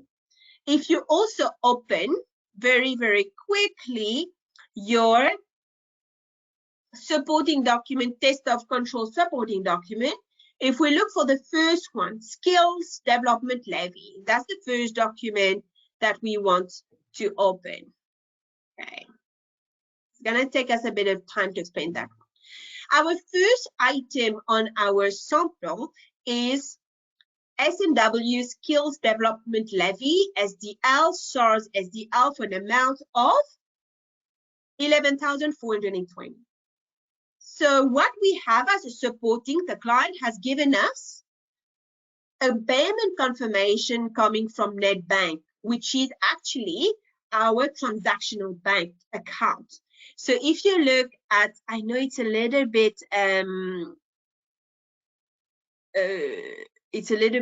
it's not super clear, but I hope that you can read through. If you look at that bank confirmation, you will see the bank account number. Okay, I just want to use my highlighter here. That bank account number. If you look at your lead sheet for cash and cash equivalent, there is a current account 1101,334. This is what we see here, 1101,334. That's our current account. So our user here, it says wrap up manufacturing. We're happy. We see that the description of the payment says SARS PAYE. There's also a credit code there, and there is an amount 233,828. However, on our sample sheet, we've got an amount of 11,420. So let's see what's happening here. We can see that Andy, where are you, Andy? Andy Crack and Emily Harper are the 2 authorizers. And we can also confirm that we're happy with the authorizers if we look at, list of authorizers include Andy and Emily Harper. So we're happy with that. Now, let's talk about the amounts. We're not happy with the amount, which is currently 233,000. So SDL, so that levy is part of the PAYE and UDF. If you think a little bit from a SARS perspective, you will know that payments of these levies are done in bulk. And this is the case in several African regions, including Mauritius. When you pay the levy, you pay in bulk. So for ease of understanding, I have included for you 1.1, which is a document redacted that we have modified from SARS, which is a monthly employee return. So if you locate, there is something called here UDF, oops, where you go, UDF, or yes, UIF liability, SDF liability, and PAYE. Our SDF liability is 11,420. That is what we have here, 11,420, which is sitting on our control sampling sheet. And the total of this liability, payroll liability, is 233,828. So that's a bulk payment. And this is what was paid from our bank account. So what happened? I'm 100% happy with that one. So that has been tested. So there's nothing that we are going to add in respect of nature, cause, effect, or misstatement that should be added over there. Okay. There is one other CCTV. Please go ahead and apply that knowledge. It works the same way, where you're going to check for the authorizers, whether it relates to your wrap-up manufacturing, whether the description is aligned, whether the amount is aligned. And of course, remember, we're not really concerned about amount. We're concerned around, of course, amount, but the control processes. So I'm not going to do that. Please do that on your own. So we are going to conclude on our test results. So we have met with the assurance of medium that we have planned to obtain from control testing. And by the way, guys, I didn't mention, but someone has completed all the other procedures for us. Isn't it nice? Did I close my sheet? It appears so. No, it's there. Okay, everyone, we have tested everything, so we're happy with everything. We've tested our 10 samples, so there's no deviations noted on all the 10 samples. Now, should you have any one of these 10 sample items deviating, then we will not have met our objective of medium assurance. There will be a need to provide details of deviations and probably do more testing by increasing the sample to get to the desired level of assurance. So that was the control testing sheet. Now, quickly going back to my presentation, quickly going to move here, just to give you a little bit more perspective. The sample size also depends on how often the control is operated or done, and also what assurance we wish to obtain. So you still have to apply your professional judgment. I can feel the questions. And even in the test of control, we still want to analyze what was the nature, cause, or effect of the deviation from the control. Was it an anomaly? Should it be excluded? Clearly, it's not an anomaly if there is only one person signing off. Yeah. Performing of procedures. When we are performing the procedure, if a procedure is not applicable to selected item, then we need to replace the item. You can't replace an item because we came up with an error. This is applicable, for instance, when I am testing authorization of payments, but a payment selected was actually cancelled. So it was in the cash book, then it got reversed. So it didn't have a document where I could test the authorization. It's not a deviation from control in that case, yeah? It is an item that I selected which shouldn't have been there, as it's not meeting the characteristics of what I was trying to test. So if it's the scenario that is it was properly cancelled, then I can replace the item. It's not a deviation from the test. If you are unable to apply a test to an item, please find an alternative procedure or find an alternative procedure. Then it is treated as a misstatement or deviation. I hope I've made it clear. If you're unable to apply a test to an item or find an alternative procedure, then it is treated as a misstatement or deviation from the control. This will actually happen, for example, if documentation is lost or unavailable. There's no valid reason for lack of documentation, then it's clearly a deviation from control. I have to document that as a deviation. An alternative procedure would, for example, be verifying receipt of a payment when the delivery note is not available. This is mainly for, in the case of occurrence testing. I'm testing occurrence in that way. It's just that it's not the exact test I wanted to do initially. In terms of evaluating results, we have touched on that one, but let's go deeper in the subject for a few more minutes. We assess the nature, cause of the deviations and the misstatements. We want to know whether, first, is it a certain type of transaction? Is it just a certain product? Is it just a certain time period? In cases where it is just a certain product or time period, then we might extend our procedures only on items with those characteristics so that we can draw a better conclusion. Also, if it is only a certain type of transaction, then we would be aware that that could potentially indicate fraud, and just make sure that you investigate adequately to make sure that it's fraud or not fraud. when you get the results, we have just seen that you will project the misstatement in order to draw a conclusion on the population. Anomalies are excluded because we're saying they don't represent the total population, but still needs to be considered to account for any misstatement in addition to the projected misstatement. For test of control, we don't have a projection because we use a deviation rate. And as we have seen, the deviation rate is around the assurance that we want to get.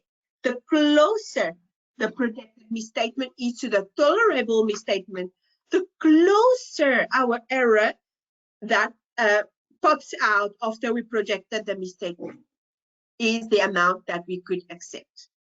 So let's say my projected misstatement is sitting at $10,000. My tolerable misstatement is sitting at $12,000. So the higher the likelihood that the actual misstatement will exceed our performance materiality. So you might want to perform further tests on that. Guys, that was a real pleasure to have the session of today. It's the last one that I'm having with you for 2024. We're coming back in 2025. So please post out your questions. I'll make sure to reach out to you after this session. I'm going to post out in the chat box the survey. We count on you. We really want to hear your voice. We want to make sure that we're doing the right thing. I'm going to just paste. Am I pasting it? Yeah, I've pasted it twice actually. Okay, please stay with us. Something very nice is coming in a few moments. I've posted this survey, guys. I look forward to receive your comments in the survey. Feel free to reach out to us, and we are happy to hear your voice.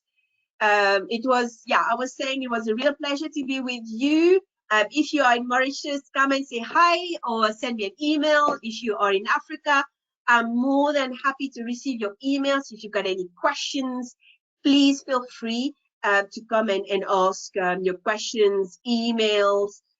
Connect to our LinkedIn page. Very, very important. Going to project that. We are on LinkedIn. We've created a page specifically for this session, the Get Ahead Audit International.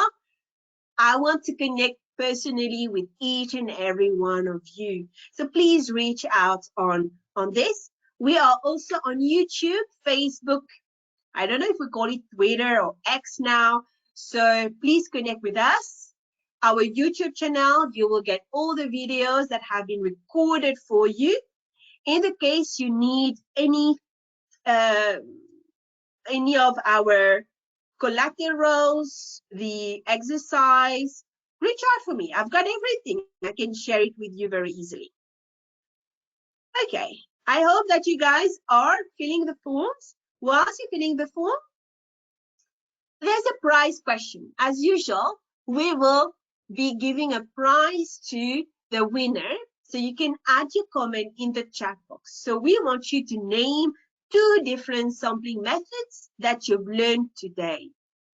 So insert in the chat box, or if you don't have the chat box, insert in the question lists. I'm happy to read that one. What are the 2 different, or name 2 different sampling methods that you've learned today? Insert it in the chat box and we'll make sure to courier to you a very nice gift. And the winner will be announced on our LinkedIn page. I'm just giving you, yes, I can see some comments spooling. Ah, Nelson, thank you, Yolanda. Nice to read you.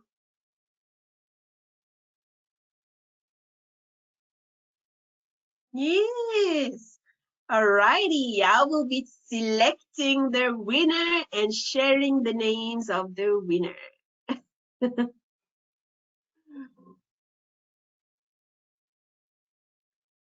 And whilst you guys are answering what's next in our Get Ahead, so yesterday some of you were able to hear my colleagues around the difference between IFRS and IFRS for SME standard and how to populate your retained income and OCI. Today, we have completed the substantive sampling sheet control testing sheet. On the 6th of June, there's going to be the financial statement cash flow. Yes, XBRL as well. On the 7th of June, a little typo here. We're not going to do conclusion in work program for Audit International because this is quite straightforward. So do not expect anything on 7th of June. 20th of June, we're coming back with accounting policies, how to roll forward your engagement file for financial statements and how to update your file. We look forward to have all of you in the next session, which will be on the 6th of June around cash flow and XBRL. All right, guys, it's time for me to say goodbye and meet with you on LinkedIn, on YouTube. Feel free to connect. This is my last day on Get Ahead 2024. I thank you guys for your questions. You've been amazing. And thanks to the whole Caseware team who have been very supportive in organizing everything. I wish you all well. Enjoy the rest of your day. Be productive. Happy audit and for weekend. Thank you, guys.